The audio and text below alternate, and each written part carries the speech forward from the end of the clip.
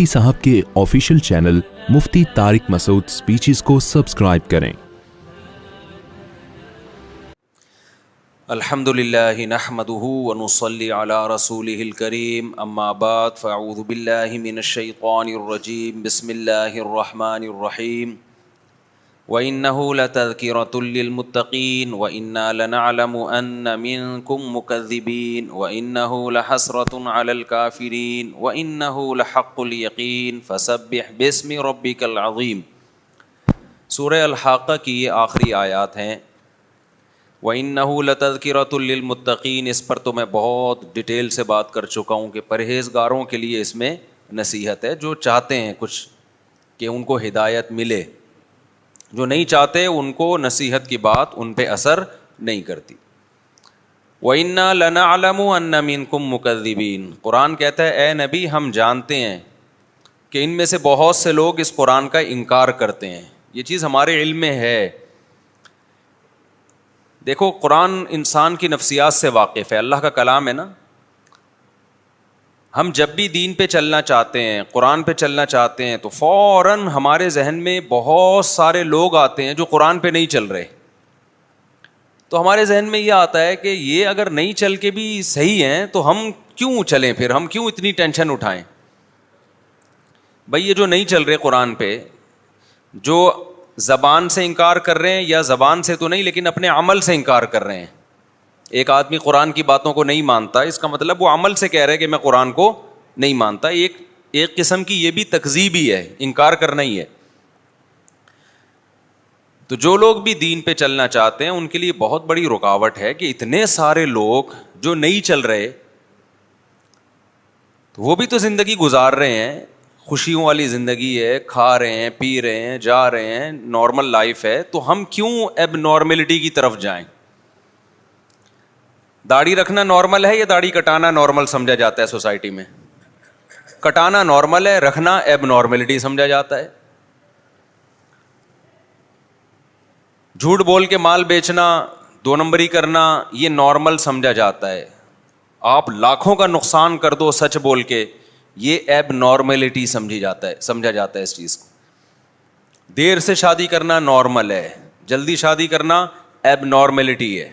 15 18 سال کی عمر میں بچکانا کام۔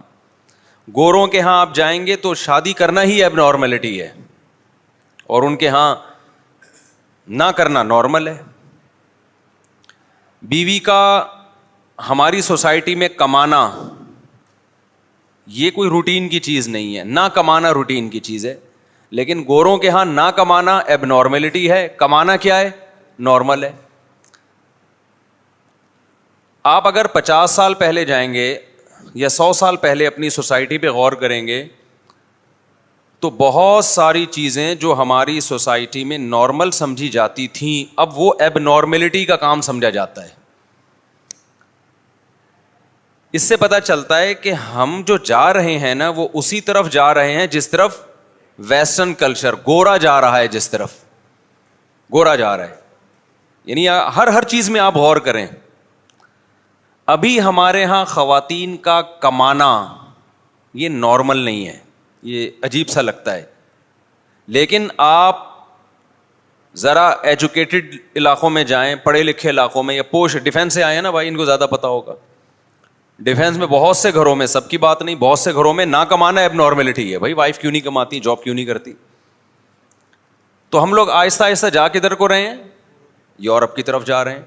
اس کا مطلب یہ ہوا کہ ابھی ہمارے ہاں جلدی شادی کرنا یہ اب نارملٹی ہے، 30 سال میں نارمل ہے، لیکن ہمارا فیوچر کیا ہے؟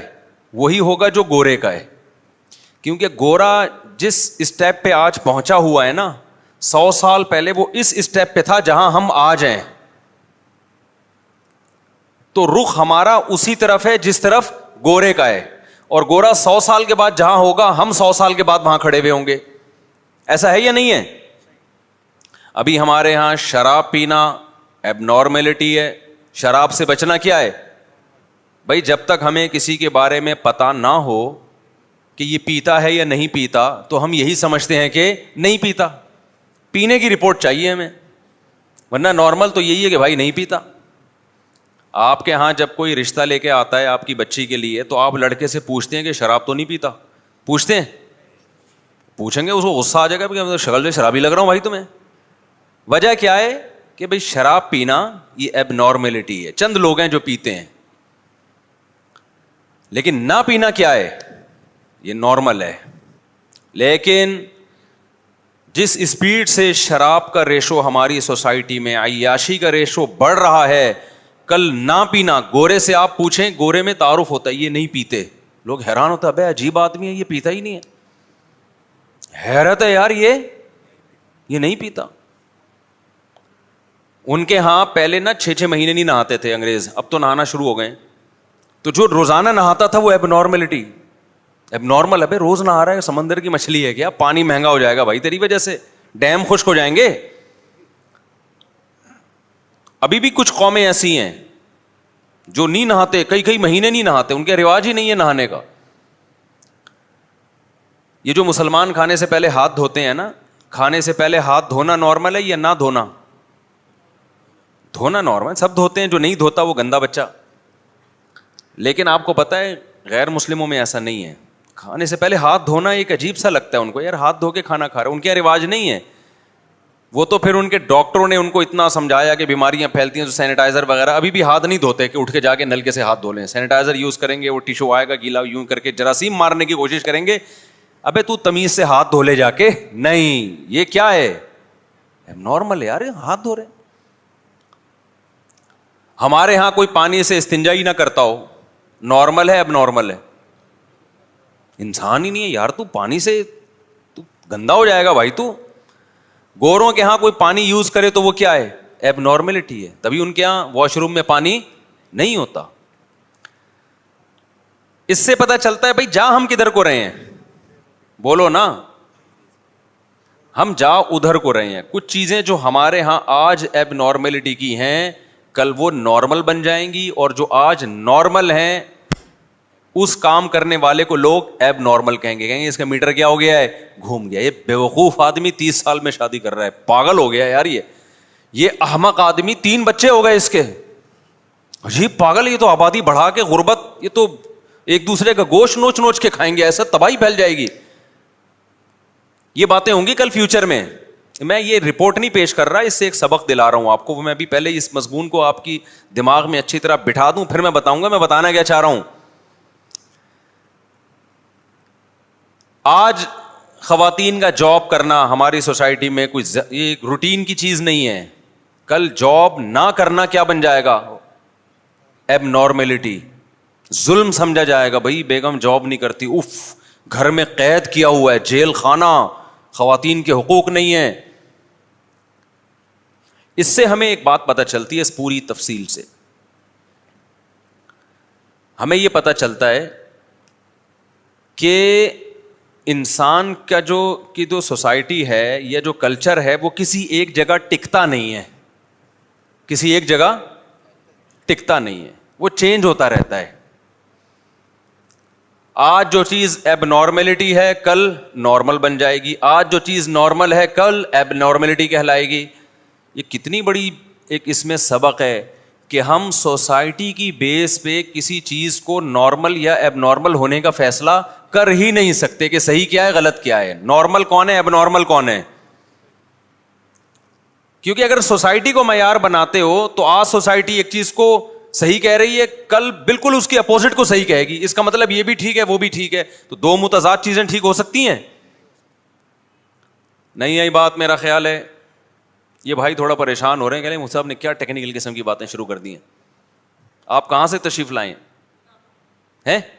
گڈاپتا ہوں. یہ کہہ رہے ہیں مفتی صاحب ممبر پہ وہ باتیں کر رہے ہیں جو نارمل نہیں ہیں, ایب نارملٹی کی باتیں. صحیح ہے نا؟ تو بھائی مفتی صاحب خود کون سا نارمل ہیں؟ ہمارے تو ساری باتیں آپ کو پتا ہے کہ اٹھ پٹانگ قسم کی ہوتی ہیں, تبھی تو لوگ بھاگ جاتے ہیں. خواتین تو بیان میں آنا ہی چھوڑ دیا ہے. آج میری بچی بتا رہی تھی ابو ایک انٹی آ رہی ہیں بیان میں, خواتین کے بیان. میں نے کہا ان انٹی کو چائے وائے کا پوچھا کرو بیٹا, وہ بھی بھاگ جائیں گی, ان کو بٹھا کے رکھو. ایک آدھ انٹی آ رہی ہیں ان کو بٹھا کے رکھو. خواتین تو میرے بارے میں تبصرہ کرتی ہے, بندہ ہمیں زہر لگتا ہے. یوٹیوب بھرا ہوا ہے کمنٹ سے, یہ بندہ ہمیں زہر لگتا ہے. حالانکہ ہم خواتین ہی کے حقوق کی آواز اٹھا رہے ہیں, لیکن خواتین کے حقوق کی آواز اگر آپ یہ اٹھائیں کہ ان کو گھروں سے باہر نکالو, ان کو جاب دلاؤ, ان کو شوہروں کی اطاعت سے باہر نکالو, تو یہ چیز اس سوسائٹی میں نارمل سمجھی جاتی ہے. ان حقوق کی بات کرو جو سچی مچی کے حقوق ہیں, جس سے عورت کو حقیقت میں فائدہ ہے, تو وہ ایب نارمل سمجھا جاتا ہے وہ بندہ, حالانکہ وہ خواتین کو زیادہ حقوق دلا رہا ہے. ابے مجھے بتاؤ, خواتین کو جب جاب کی اجازت ہوگی, خواتین جاب کریں گی, مردوں کو مفت خورے کی عادت پڑے گی کہ نہیں پڑے گی؟ تو مفت خورے کی عادت پڑے گی تو اس میں نقصان عورت کا ہے, مرد کا ہے؟ عورت کا نقصان ہے, عورت کا نقصان ہے. اور آپ جاؤ ایسی سوسائٹیز کو دیکھو, ان قوموں کو دیکھو جنہوں نے خواتین کو گھروں سے نکالا, اس کے بعد خواتین کہہ رہی ہیں ہمیں کسی طرح گھروں میں لے کر آؤ, ہمارے مردوں پہ ذمہ داری ڈالو, مگر مرد ذمہ داری اٹھانے کے لیے تیار نہیں ہے. مفت خورے کی عادت ایک دفعہ لگ جائے تو پھر انسان اپنی آمدن میں دوسرے کو شریک نہیں کرتا. یہ تو میرا تجربہ ہے. میں نے چند غریبوں کو منتھلی کچھ رقم دینا شروع کی, ان کی غربت ختم ہو گئی مگر پھر بھی وہ مانگتے ہیں. چند, سارے غریب ایسے نہیں ہیں. اب کسی کو کیا پتا کس غریب کی بات کر رہا ہوں, تو اس میں غیبت نہیں ہے. تو مجھے اندازہ ہوا اب ان کے منہ کو کیا لگ گئی ہے, زکوٰۃ لگ گئی ہے. یہ بڑا مسئلہ ہوتا ہے کہ آپ کسی کے ساتھ فری میں تعاون شروع کر دیں, وہ ہاتھ پاؤں ڈھیلے کر کے اسی پر اعتماد کر کے بیٹھ جاتا ہے. تو ہم نے لوگوں کو اپاہج تھوڑی بنانا ہے. تو پھر میں اس غریب سے ہاتھ کھینچ لیتا ہوں, تو نہیں ملے گا بھائی. چند واقعات ہیں میں سناتا, مگر وہ غریب سمجھ جائے گا کہ میری بات ہو رہی ہے, اس لیے میں وہ واقعات نہیں سناؤں گا. کسی کی انسلٹ کرنا مقصد نہیں ہے.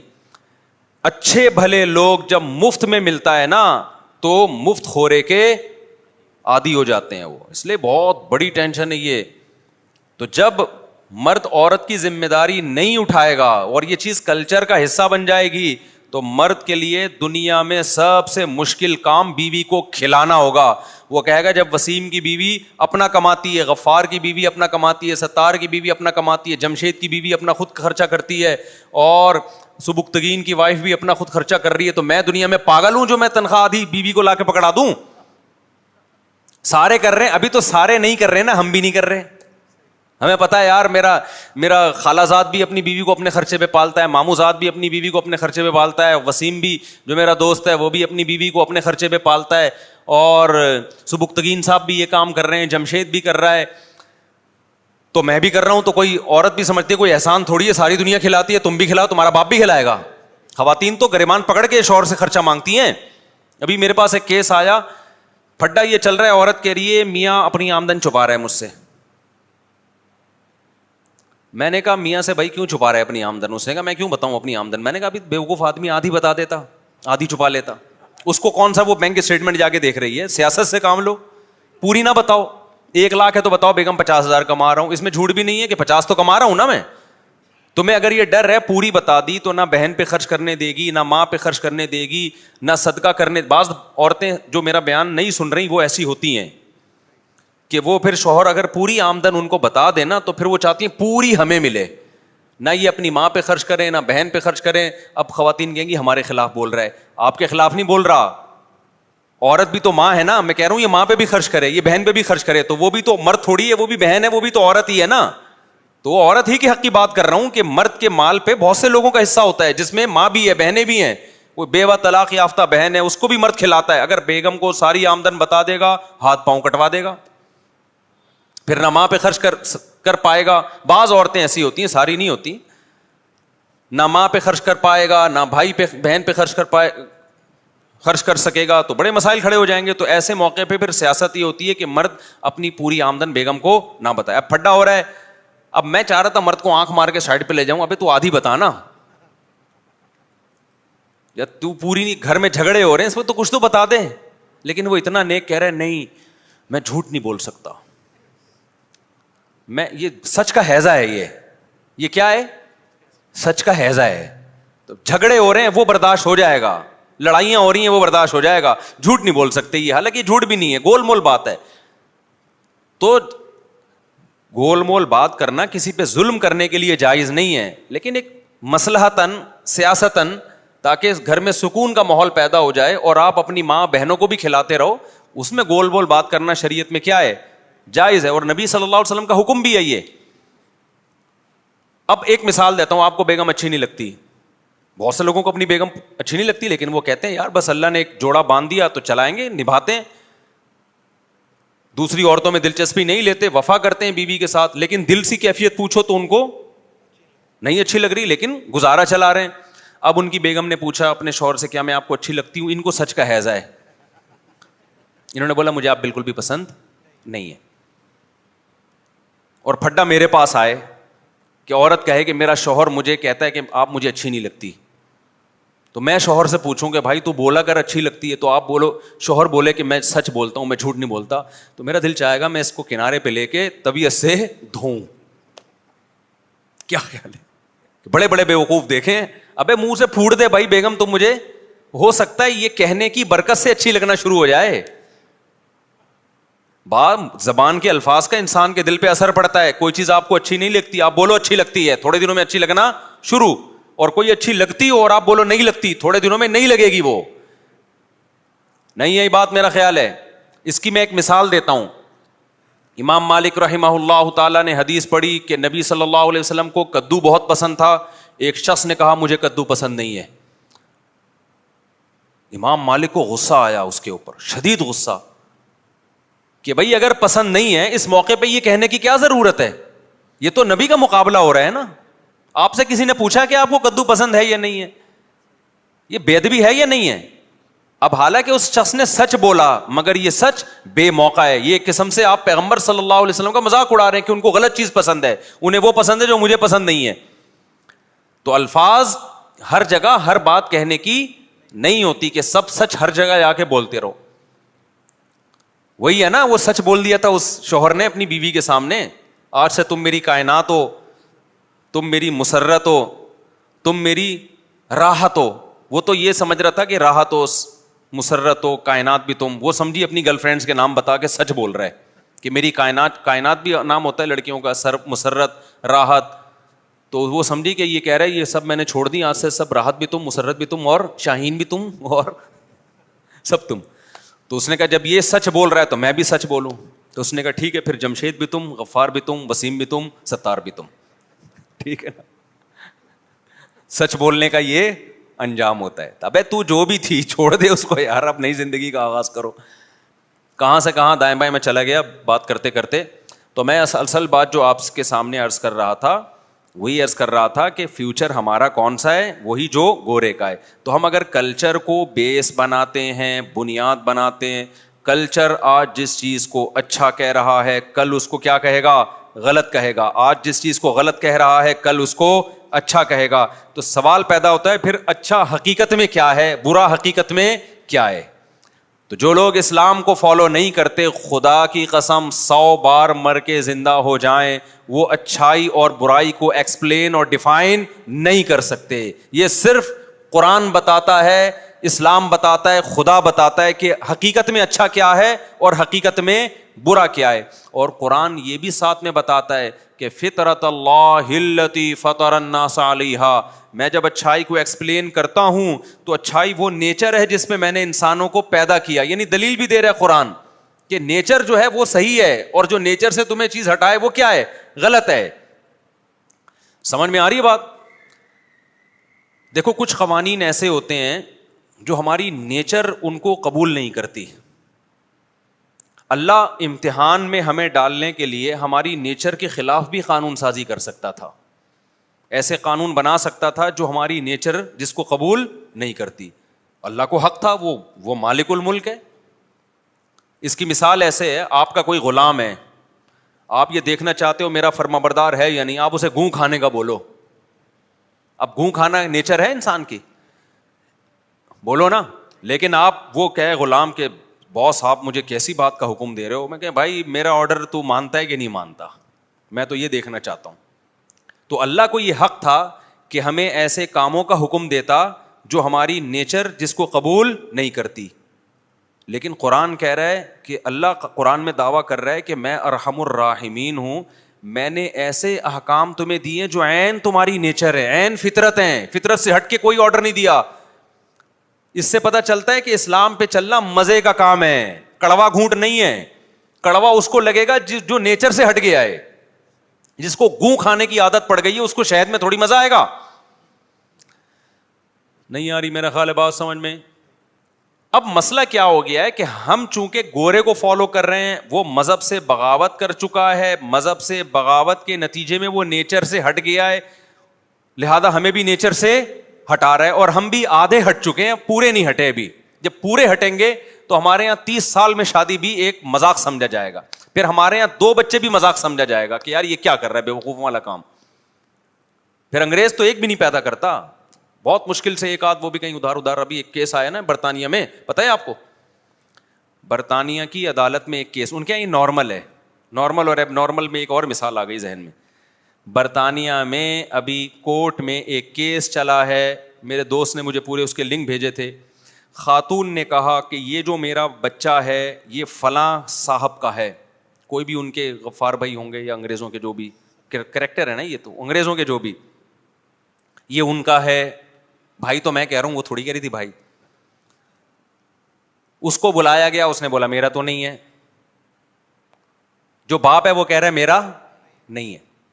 کیوں؟ اس کو پتا ہے میں پکڑا گیا اگر تو کورٹ خرچہ کس پہ ڈالے گی, میرے اوپر ڈالے گی. وہ کہہ رہا ہے میرا نہیں ہے. وہ خاتون کہہ رہی ہے اسی کا ہے. اب کیس جب چلا تو پتا چلا ان 2 ہفتوں میں تو بہت سے آدمیوں کے ساتھ یہ اس کے ریلیشن رہا ہے, اب پتہ ہی نہیں چل رہا کس کا ہے بھائی. وہ بندہ کہہ رہا ہے بھائی میرا نہیں ہے, خاتون کہہ رہی ہے میں اسی کے ساتھ تھی, اسی کا ہے. جب ڈی این اے کروایا گیا تو پتا چلا نہ اس کا ہے نہ اس کا ہے, کسی اور کا ہے. وہ نہ اس کا ہے نہ اس کا ہے بلکہ, تو مجھے اس پہ ایک لطیفہ یاد آیا. اچھا ان کے ہاں یہ نارمل ہے کہ بھائی نہ اس کا نکلا جس کا دعویٰ کیا تھا, اور نہ اس کا نکلا جس کا پہ شک تھا, بلکہ کسی تیسرے کا نکلا. نارمل ہے یہ. کہتے ہیں ترقی تو کر رہے ہیں نا ہم بھائی, اصل میں تو چاند پہ جاؤ, مریخ پہ جاؤ, خلائی سیارے ہم چھوڑ رہے ہیں. ابا تم لوگوں کی ٹینشن ہے یار. کس نے ایب نارمل کام ہوئے اس میں؟ نمبر 1, ہمارے ہاں کیا عورت یہ کہتی ہے کہ یہ بچے کا باپ ہے؟ باپ خود چیخ کے کہتا ہے میرا بچہ ہے, کسی اور کی طرف منسوب کیا ٹانگیں توڑ دوں گا. اپنے بچے کو باپ, میں نے جو فادر وائس آف فادر کی جو آواز جو میں نے یوٹیوب چینل پہ ڈالی تھی, جو باپوں پہ ظلم ہو رہا ہے, وہ سارے باپ اس پہ رو رہے تھے کہ ہمارا بچہ ہے ہمیں ملے, اور گورا کہہ رہا ہے میرا ہے ہی نہیں, مجھے نہیں چاہیے. اب یا تو ہم اب نارمل ہیں بھائی, پاگل ہو گئے ہیں, یا گورا پاگل ہو گیا. دونوں میں سے ایک فل پاگل ہے, بالکل دونوں ایک 180 ڈگری پہ چل رہے ہیں نا. ارے ہمارے ہاں باپ اس پہ رو رہے ہیں کہ میرا بچہ ہے مجھے نہیں مل رہا, خرچہ میں دینے کے لیے تیار ہوں, ہفتے میں 1 دن تو میرے ساتھ گزارے, میرا بچہ رو رہا ہے. باپ وہ تو میں نے بہت ساری باپوں کے رونے کی ویڈیوز ڈالی نہیں ہے, ایڈیٹنگ کی ہے اس میں, ورنہ تو چیخو پکار لگی ہوئی تھی. اور ادھر گورا کیا کہہ رہا ہے, عورت یعنی خود سے تو کورٹ میں جا کے کہہ ہی گئی نہیں کہ میرا بچہ ہے, عورت کیس کر رہی ہے اس کا بچہ ہے, وہ کہہ رہا ہے میرا بالکل بھی نہیں ہے بلکہ اس کا ہے. جب تحقیق ہوئی تو نہ اس کا ہے نہ اس کا ہے بلکہ 3rd پرسن کا ہے. 3rd پرسن پہ بیٹھے بیٹھے بلی آ گئی. وہ کہے گا میں اس کیس میں کہیں تھا ہی نہیں اور میرا بچہ نکلوا دیا تم نے کہ میرا ہے. وہ تو عذاب میں آ گیا کہ نہیں آ گیا. تو یہ دونوں فلسفے اور دونوں کلچر ابا کے معاملے میں 180 ڈگری پر ہیں. تو یا تو ہم فل پاگل ہیں کیونکہ ہم ایک انتہا کو پہنچے ہوئے ہیں, یا وہ فل پاگل ہیں. دونوں میں سے ایک فل کیا ہے, ایک کلچر کیا ہے, فل پاگل. اچھا پاکستان میں جو مذہب کو فالو کرتے ہیں نا وہ فل پاگل ہیں, اور گوروں میں جو مذہب کو فالو نہیں کرتے وہ دوسری انتہا پر ہیں. یہاں بھی اور وہاں بھی کچھ بیچ کے لوگ ہیں جو تھوڑے تھوڑے پاگل ہیں, تھوڑے نہیں ہیں. آئی بات سامنے. مثال کے طور پر ہمارے یہاں لبرل لوگوں میں جی میرا بچہ ہے خرچہ میں نہیں اٹھاؤں گا اس کا, آدھا تم اٹھاؤ گی آدھا میں اٹھاؤں گا, ٹھیک ہے نا. یا میرا بچہ ہے لیکن پالو گے تم, جیسے پالنے پالو, مانوں گا میرا ہے, ذمہ داری بالکل بھی پوری نہیں کروں گا, نہ میں اس کو یاد کروں گا کیونکہ ٹینشن ہے. ایسے کیسز بھی ہیں. ایک پولیس والے نے مجھے بتایا کہ ایک باپ آیا, اس نے بولا بھائی میں بچوں سے جان چھڑانا چاہتا ہوں یار, بچوں سے میں جان چھڑانا چاہتا ہوں, یہ ماں کو ملیں اور ساری ٹینشن اسی کی ہو, میرے سے ہٹا یار ان کو, ٹھیک ہے نا, نام رہے میرا ولدیت میں, ذمہ داری نہ ہو میری. بہت کم کیسز ہیں, لیکن چونکہ ہم کلچر کو وہی گورے کے کلچر کو فالو کر رہے ہیں نا, تو آہستہ آہستہ جہاں ہم کہاں رہے ہیں, یہ 180 سے گھومتے ہوئے ہم آہستہ آہستہ ٹن مار رہے ہیں, کچھ ابھی وہیں 180 پہ ہم جیسے بیوقوف کھڑے ہوئے, اور کچھ کیا ہے ٹن مارتے ہوئے ادھر جا رہے ہیں ادھر. تو یا تو میرے بھائی ہم فل پاگل ہیں یا گورا فل پاگل ہے, دونوں میں سے کوئی نہ کوئی اب نارمل ہے.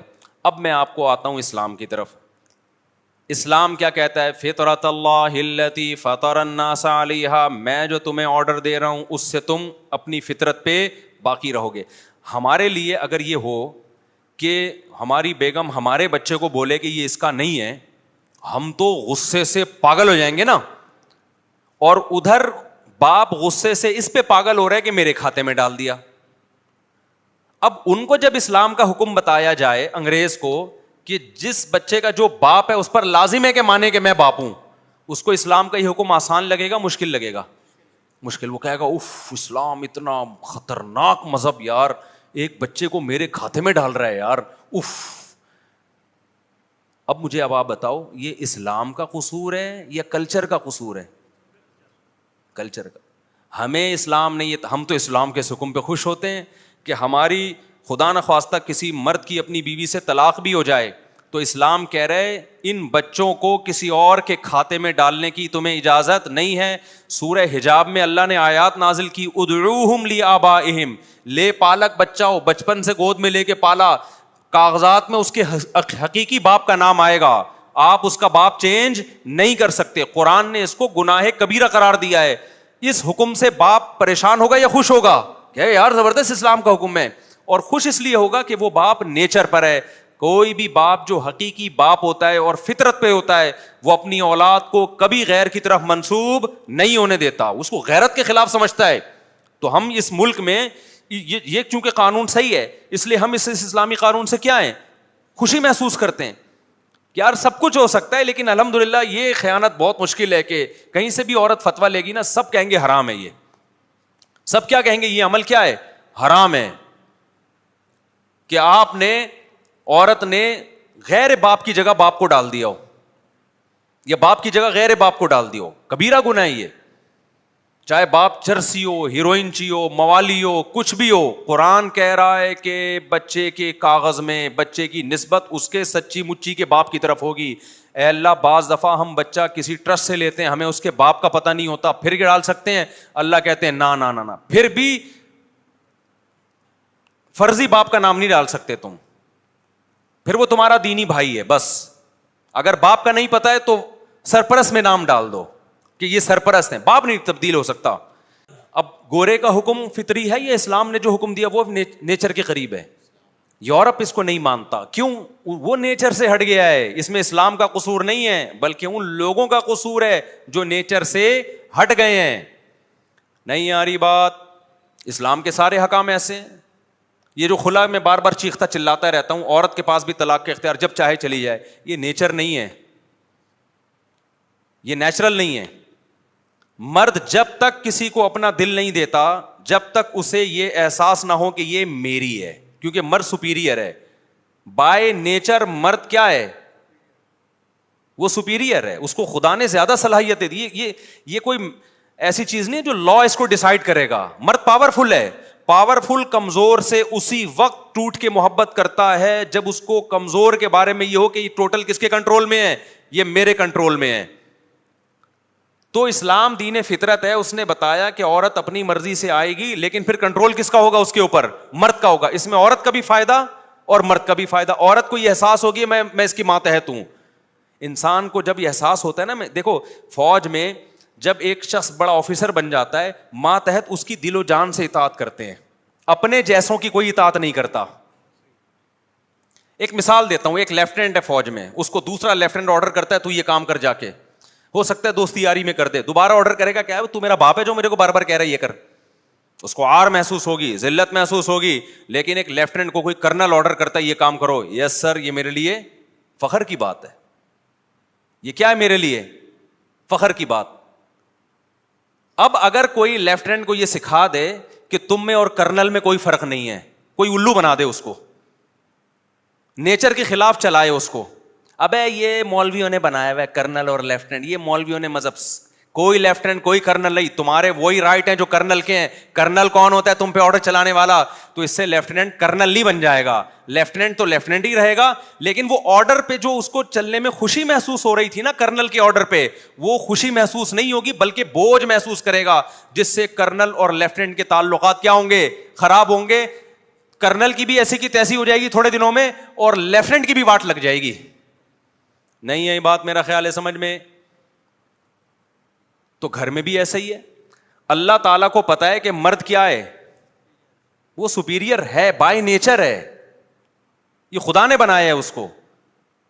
اور عورت کیا ہے؟ وہ کمزور ہے. اب عورت کو جب آپ یہ باور کرائیں گے کہ تمہارا شوہر تم سے برتر ہے, تمہیں اس کی ماننے میں ذلت نہیں ہے, کیونکہ اپنے بڑوں کی ماننے میں عزت ہوتی ہے, ذلت تھوڑی ہوتی ہے.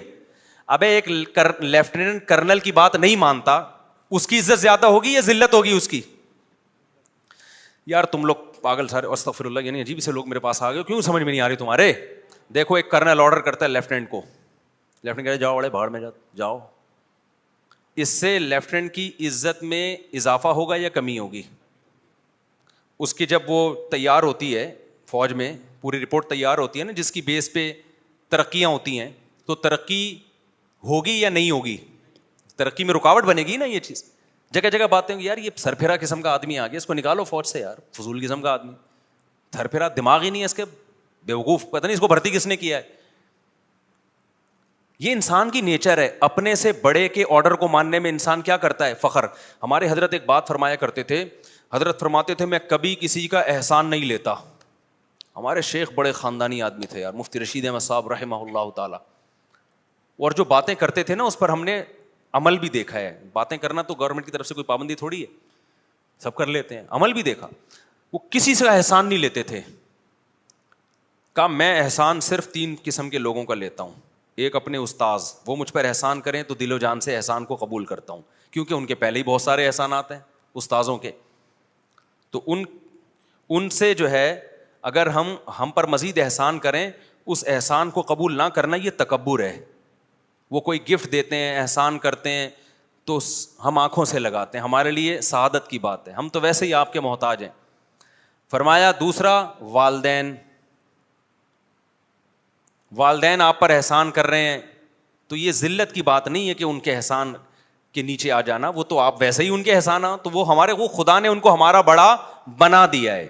ان کے سامنے جھکنا اور ان کے سامنے عاجزی, اس سے یہ ہمارے لیے فخر کی چیز ہے.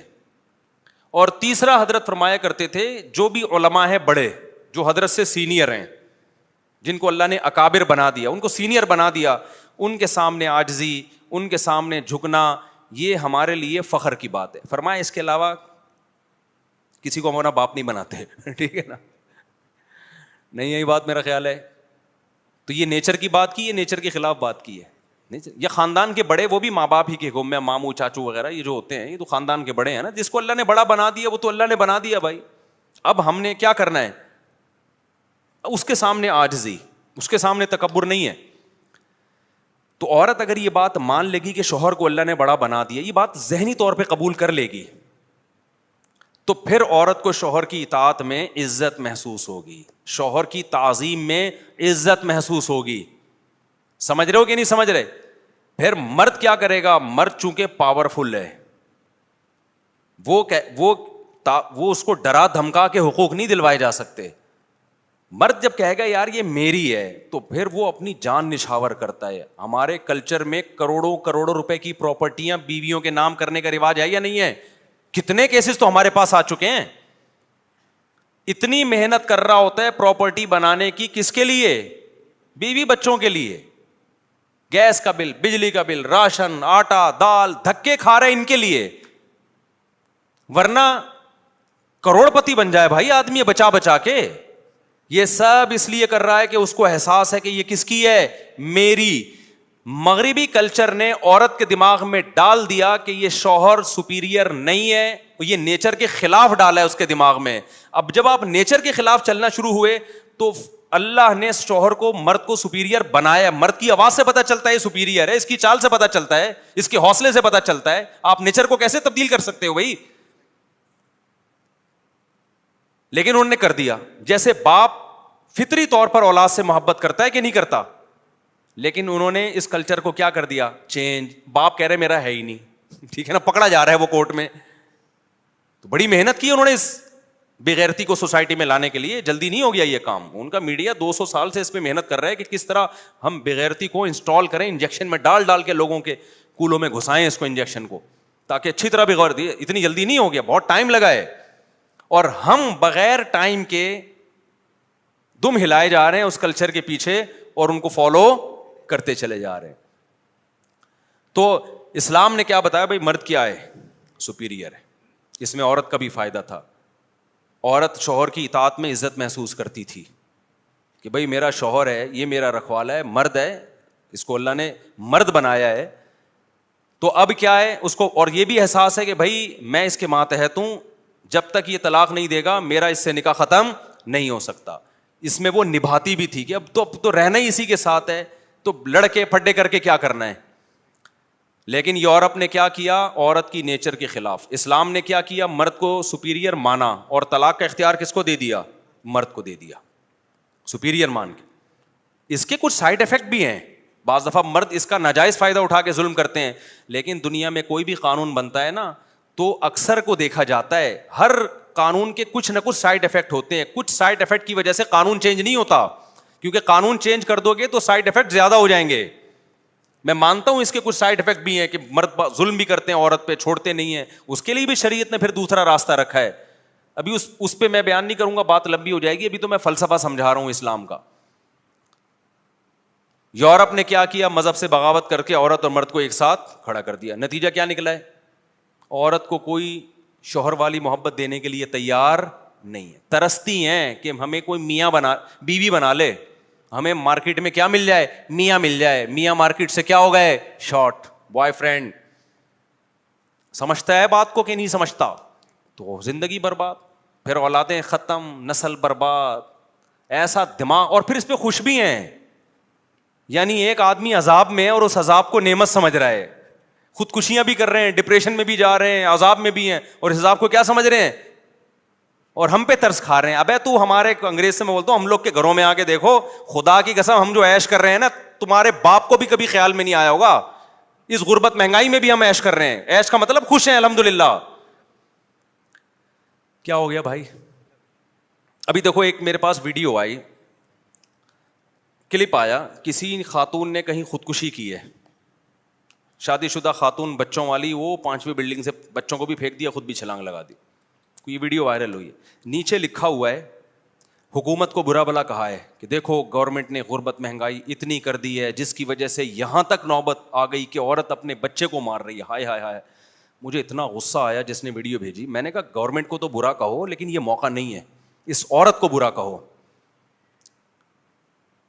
یہ اتنی بڑی کیسے ہو گئی, اس کو روٹی نہیں ملی ہے, اس کے بچے اتنے بڑے بڑے کیسے ہو گئے. ہوس ہے ہوس, لیبل غربت مہنگائی کا لگا دیا. ہر شخص کو چاہیے عیاشی, جب عیاشی نہیں مل رہی تو ڈپریشن میں جا رہا ہے, خودکشی کر رہا ہے. بھوک افلاس آج وہ نہیں ہے جو پہلے ہوا کرتی تھی, لیکن بھوک میں بھی لوگوں کے چہروں پہ خوشی کے آثار ہوتے تھے.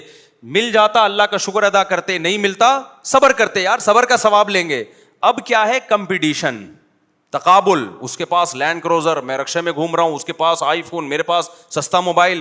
یہ جو تقابل ہے جس میں گورے نے ہمیں ڈالا ہے, انہوں نے دولت دولت دولت. گورا دنیا کو مسافر خانہ سمجھتا ہے. آپ کی یونیورسٹیوں میں جو پروفیسر پڑھا رہے ہیں وہ تو یورپ امریکہ سے پڑھ کے آتے ہیں, وہ دنیا کو مسافر خانہ تھوڑی سمجھتے ہیں. ہر وقت آپ کو پیسہ پیسہ پیسہ, معاشی ترقی. ہماری سیاسی تنظیمیں وہ بھی یہی بات کرتی ہیں, ملک میں معیشت معیشت. مذہب کو انہوں نے کیا کر دیا, اللہ کی رضا کو اپنی ڈکشنری سے نکال دیا. معیشت, ہر آدمی کے دماغ میں جو کھوپڑی میں جو جرثومہ گھسا ہوا ہے وہ کیا ہے کہ میں نے دولت کمانی ہے. میرا بھانجا پڑھتا ہے نا یونیورسٹی میں, بتاتا رہتا ہے کہ ہر لڑکا پیسہ کمانے کی بات کر رہا ہے, جس کے پاس پیسہ نہیں ہے وہ ڈپریشن میں جا رہا ہے, پاگل ہو رہا ہے. وہ نہیں آ رہی میرا خیال ہے بات سمجھ میں. ابے تو کما کے کیا کرے گا, تو جانا قبرستان تو جا کے دیکھنا. تو ہمارے نبی نے پیسہ کمانے کی ترغیب بھی دی, لیکن ساتھ ساتھ قبرستان جانے کی بھی ترغیب دی ہے. آج ہمارے تاجر وہ حدیثوں تو لیتے ہیں جس میں ایماندار تاجر پیغمبروں کے ساتھ ہوگا اور طاقتور مومن کمزور سے اللہ کو زیادہ محبوب ہے, طاقت میں مالی طاقت بھی ہے, جسمانی طاقت بھی ہے, ساری حدیثیں تو لے رہے ہیں. ہم بھی بتاتے رہتے ہیں حدیثیں, بھائی پیسہ کماؤ, ہم بھی کہتے ہیں, لیکن حدیث میں یہ بھی تو ہے کہ پابندی سے قبرستان جایا کرو. کیا کیا کرو؟ پابندی سے قبروں کو جا کے دیکھا کرو کہ تھوڑے دنوں میں لیٹنے والا ہوں میں یہاں پہ. اس سے پتہ چلتا ہے اسلام جو پیسہ کمانے کی ترغیب دے رہا ہے یاشی کے لیے نہیں دے رہا. مسلم قوم کو پاورفل بنانا ہے, طاقتور بنانا ہے مسافر خانہ ہی. صحابہ تو غریب تھے بھائی زیادہ تر, پھر بھی کامیاب ہو گئے. ہوس کا مریض نہیں بنا رہا اسلام آپ کو. اسلام کہہ رہا ہے پیسہ کماؤ, دل میں جگہ نہیں دو. دل میں دنیا کیا ہے؟ مسافر خانہ. بار بار جو میں مثال دیتا ہوں, آپ بزنس کلاس میں جاؤ ٹرین میں, اچھا سفر گزرے گا آپ کا, لیکن اس بزنس کلاس سے دل تھوڑی لگاؤ میرے بھائی کہ یہ سیٹیں کتنی اچھی اور یہ ایئر کنڈیشن ہائے, میرا دل ہی نہیں چاہ رہا میں یہاں سے اتروں. جہاز میں جا رہے ہو, ایئر ہوسٹس پہ دل آ گیا آپ کا, یار میری والی تو ہے نہیں, یہ کتنی اچھی بٹن دباؤ, چائے پیش کر رہی ہے, شربت پیش کر رہی ہے, میں نہیں جا رہا, میں نہیں جا رہا. اگلا بولے گا بھائی تو پاگل ہے کیا؟ یہ مسافر خانہ ہے بھائی, تھوڑی دیر کے لیے تیرے پاس پیسہ زیادہ تھا تو چل جہاز میں آ گیا, ورنہ بس میں چلا جاتا. نہ بس سے دل لگانا ہے نہ جہاز سے. اور جہاز میں بیٹھا ہوا آدمی ان لوگوں پہ رش کر رہا ہے, ان کو جو بیچارے بس میں جا رہے ہیں, ٹرین میں جا رہے ہیں, ابے اکانومی کلاس میں جا رہے ہیں, ان کا دیکھو ناکام دنیا کے گھٹیا لوگ. تو عقل مند کیا کہے گا بھائی منزل 24 گھنٹے کے بعد تو بھی وہیں پہنچے گا جہاں تو 1 گھنٹے میں جہاز میں پہنچ رہا ہے, منزل دونوں کی کیا ہے؟ سیم ہے. تو سفر پہ تھوڑی فخر کیا جاتا ہے. تو پیسہ پیسہ پیسے کی بکواس تو بہت ہو رہی ہے. یونیورسٹیوں میں جاؤ نا, ہمارے زمانے میں وہ ماحول تھا, اب تو اور آگے جا چکا ہے. ہر وقت پیسہ پیسہ پیسہ, ترقی ترقی ترقی ترقی. کوئی یونیورسٹی میں پروفیسر یہ نہیں بتا رہا کہ دنیا مسافر خانہ ہے, بیٹا اس سے دل مت لگاؤ. کوئی پڑھ لیا ٹھیک ہے, نہیں پڑھا تو بھی کوئی ٹینشن نہیں, ٹماٹر بیچے وہ, کچھ نہیں ہوتا بیٹا. یہ ٹماٹر بیچنے والے ناکام نہیں ہیں. اگر یہ ایمانداری سے بیچیں گے, یہ قیامت میں ان کے چہرے سفید ہوں گے, تمہارے کالے سیاہ ہوں گے. کوئی پروفیسر بتا رہا ہے یونیورسٹیوں میں, یہ باتیں تو بہت کی جاتی ہیں کہ یہ باتیں کوئی مولوی نہیں بتاتا. یہ بھی تو کہو یہ باتیں کوئی پروفیسر نہیں بتاتا. نہیں, یہ بات میرا خیال ہے علماء پہ تو طنز بہت ہوتا ہے. میں یہ بات بتا رہا ہوں, کوئی مولوی نہیں بتائے گا. لیکن کچھ اچھی باتیں ہیں جو پروفیسروں کو بھی بتانی چاہیے, لیکن کوئی پروفیسر نہیں بتاتا. خود پروفیسر ڈپریشن میں نفسیاتی ڈاکٹر خود ڈپریشن میں جا رہے ہیں, کیونکہ وہ کہہ رہے ہیں ہم نے نفسیات پڑھی تھی اتنی محنت سے کہ ہم لوگوں کو ڈپریشن سے نکالیں گے اور اس کے ہم پیسے لیں گے. لوگ ڈپریشن میں جا ہی نہیں رہے, ان کو اس بات کی ڈپریشن ہو رہی ہے, پیشنٹ ہی نہیں آ رہے. یا سارے ڈپریشن میں جا رہے ہیں لیکن وہ ادھر اس کو اس بات کی ڈپریشن ہو رہی ہے کہ پبلک ڈپریشن میں کیوں نہیں آ رہی ہے. یار نہیں بھی ہو رہی تو ہوگی نا اس بات کی اس کو, اگر بالفرض نہیں ہو رہی تو کسی ڈاکٹر کو اگر ڈپریشن کے مریض نہ ملے تو وہ تو اسی بھی ڈپریشن میں. میں نے یار پڑھا ہوا سارا میرا برباد ہو گیا, میرے پاس آئے گا میں کہوں گا کوئی بات نہیں, ٹماٹر بیچ یار, تو ٹھیلا لگا, تو نے نفسیات پڑھی ہے اور کوئی تجھے نفسیات کا پیشنٹ نہیں مل رہا, یا مل تو رہے ہیں لیکن وہ تو ان کا علاج نہیں کر پا رہا, وہ کہنے ہیں پھر بھی ٹھیک نہیں ہو رہے, ہم نہیں آ رہے, یا تجھے تمہاری مرضی کی فیس نہیں دے رہا, تو تم یہ کام چھوڑ کے کیا لگاؤ, ٹماٹر بیچو. نفسیاتی ڈاکٹر کر لے گا, کہہ رہا ہے بھائی میں ڈپریشن سے مر جاؤں گا. ابے تو اس کا مطلب جب تو خود اپنے آپ کو ڈپریشن سے نہیں بچا سکتا تو دوسروں کو کہاں سے بچائے گا تو. اصل ڈپریشن سے بچانا یہ نہیں ہے کہ ٹماٹر والے کو لینڈ کروزر میں ڈال دو, پھر تو سارے ڈپریشن سے نکلیں گے. اصل تو یہ ہے کہ جس حال میں, کیونکہ خدا ہم سے اپنی مرضی کے مطابق معاملہ کرتا ہے, ہماری چاہتوں کے مطابق معاملہ. ہر ٹماٹر والا چاہتا ہے کہ میں لینڈ کروزر میں گھوموں, لیکن خدا کی مرضی ہوتی ہے تو گھما دیتا ہے, نہیں ہوتی تو نہیں گھماتا. تو نفسیاتی ڈاکٹر کا کام یہ نہیں ہے کہ جو غریب ہے اس کی ڈپریشن پیسے دے کے ختم کرے, اس کا کام یہ کہ غریب کو غربت ہی میں ڈپریشن سے بچائے. تو کوئی نفسیاتی ڈاکٹر سے پوچھ لے کہ حضرت اگر آپ غریب ہو گئے تو یہ فارمولا آپ پہ فٹ ہوگا؟ وہ کہے گا ہاں, تو آپ کو ٹھیک ہے, آپ یہاں سے نکلو, ٹماٹر بیچو, اب ٹماٹر بیچو. ٹھیک ہے, کوئی یہ صحیح نہیں ہے کہ کلینک بند کر کے وہ ٹماٹر بیچے, لیکن حالات ایسے آ سکتے ہیں کہ نہیں آ سکتے.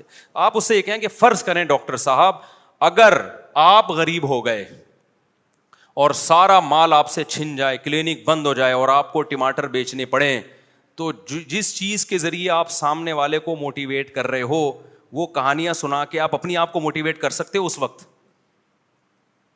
تو اس کا ضمیر کہے گا بالکل بھی نہیں.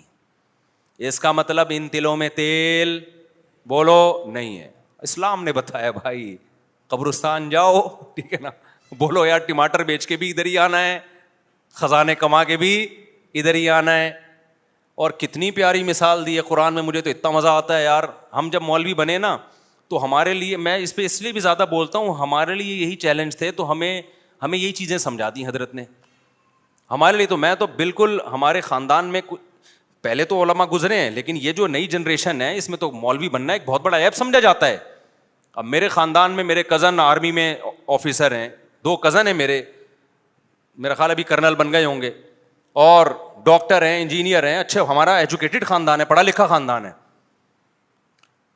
مجھے خیال آیا مولوی بننے کا. جب میں مدرسے گیا تو سب سے بڑا سوال یہ, بھائی کوئی ڈگری کیا ہوگی آپ کے پاس, اس کی ویلیو کیا ہوگی, پیسہ کیا ہوگا, کماؤ گے کہاں سے, کھاؤ گے کہاں سے.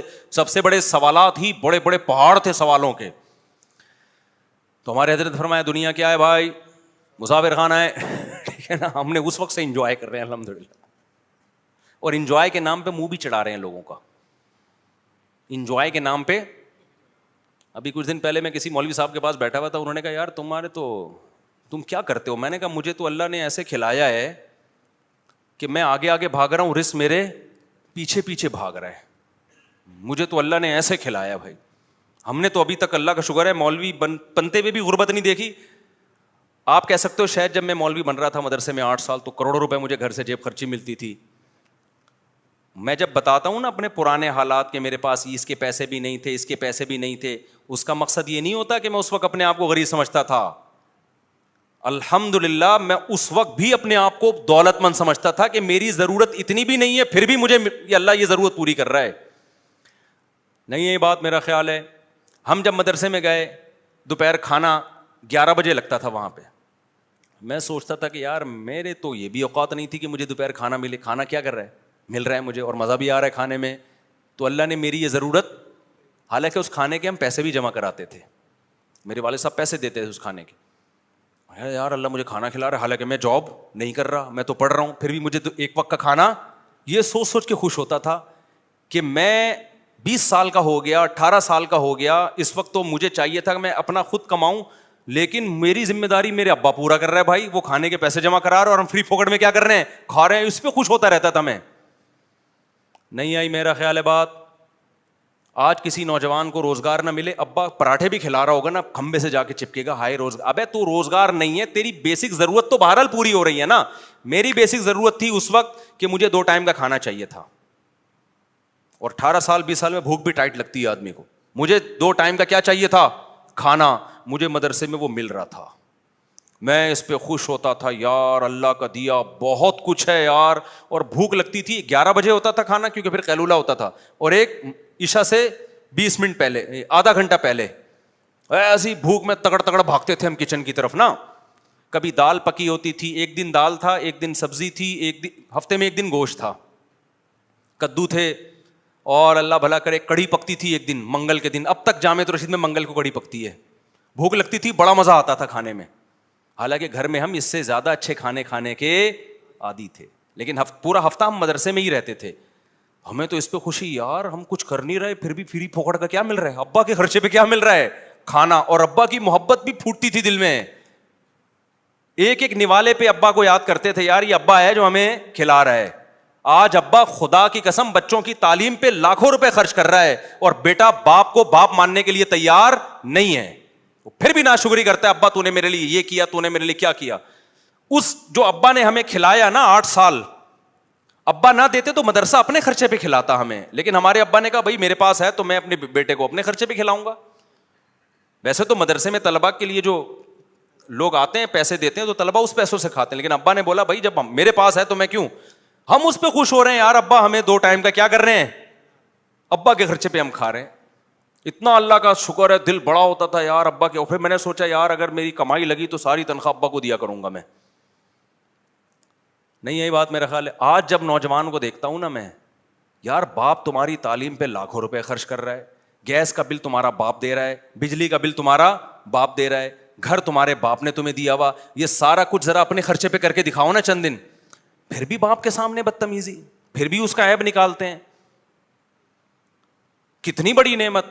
پھر جمعرات کو جاتے تھے, والدہ سے ملاقات ہوتی تھی, ماں کی الگ محبت ہوتی ہے بھائی.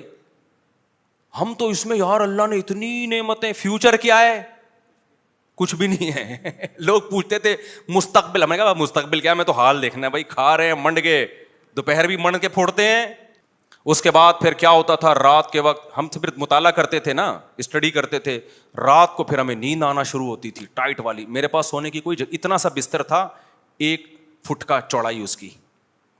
وہ بستر میں بچھاتا تھا رات کو مسجد کے فرش پہ, ایک چھوٹا سا تکیہ رکھا ہوا تھا.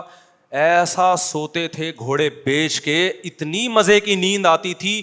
فیوچر کا نہیں پتا کہ ہمیں کہیں جاب لگے گی کہ نہیں لگے گی, ہمارے سرٹیفکیٹ ہمارے کس کام کا, کل ہماری شادی بھی ہوگی کہ نہیں ہوگی, کوئی رشتہ بھی دے گا کہ نہیں دے گا.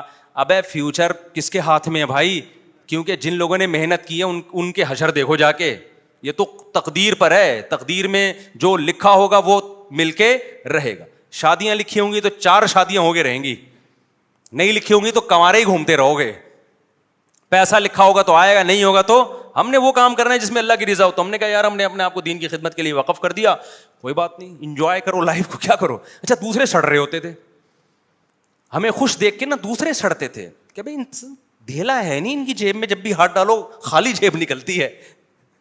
وہ کما بھی رہے ہیں ڈپریشن میں, فیوچر کی فکر, میں باہر جاؤں گا, میرا ویزا نہیں. ہمارے ایک ریلیٹیو تھے, ان کا ایک دوست امریکہ چلا گیا, ان کو نہیں ویزا ملا امریکہ کا. وہ ایسی ڈپریشن میں یار, اپنے جو دوست کو بٹھا کے آیا نا جہاز میں, ہمارے سامنے بتا رہے ہیں یار میں تو بس بھائی یار میرا تو خودکشی کا دل کر رہا ہے.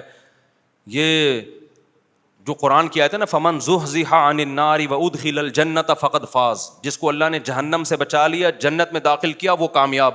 تو اس آیت کا وہ ایسا لگ رہا تھا ان کو, جو امریکہ چلا گیا اور پاکستان سے بھاگ گیا وہ کامیاب, جو یہاں رہ گیا وہ ناکام. اس پہ ابے یار ابے بھائی, ان کو 3 دن تک ڈپریشن میں نیند نہیں آ رہی. ہمیں کیوں نیند آ رہی, ہم نے امریکہ کا بھی سوچا ہی نہیں تھا. ہم نے سوچا یہ تھا بھائی ہمیں بھوک نہیں برداشت ہوتی, کھانا مل جائے ہمیں, ٹھیک ہے نا, یہ لائف.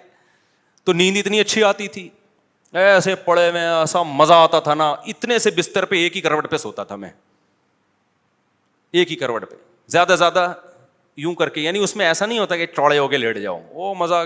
اور گدے پہ نہیں سویا میں کبھی, کیونکہ گدا تھا ہی نہیں وہاں.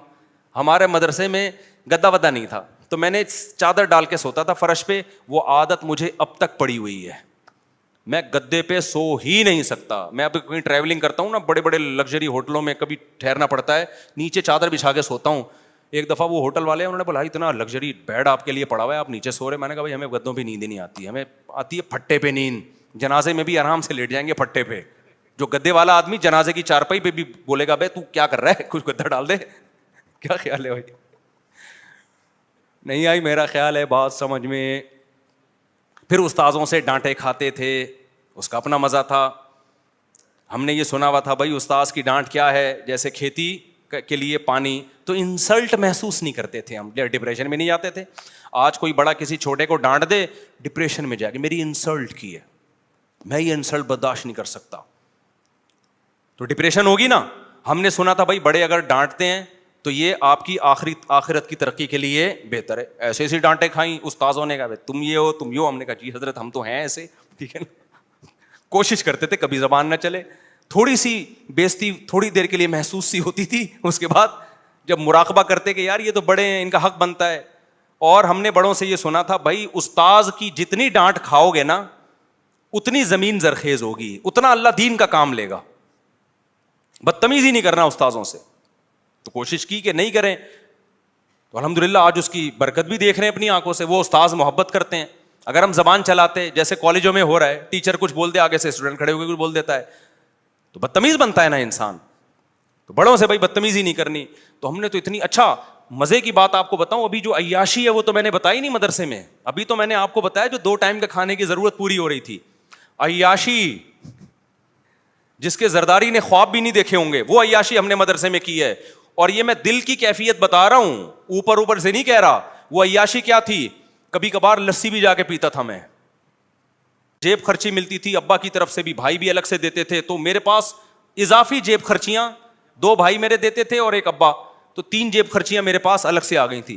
اس سے میں کیا کرتا تھا, کبھی لسی پی رہا ہوں, کبھی سٹے سے مراد چائے, ہم اس کو سٹا کہتے تھے پیار سے, چائے پی رہا ہوں, پھر ہمارا دل کرتا تھا یار یہ مدرسے کا کھانا اب سبزی کھا کھا کے ہم تھک گئے, جا کے ہوٹل کا قیمہ کھانا چاہیے. ایک بڑا زبردست ہوٹل تھا, وہ وہیں چند دوست مل کے اس سے قیمہ بنواتے تھے ہم, ایسا مزے کا قیمہ لگتا تھا یار وہ ہمیں.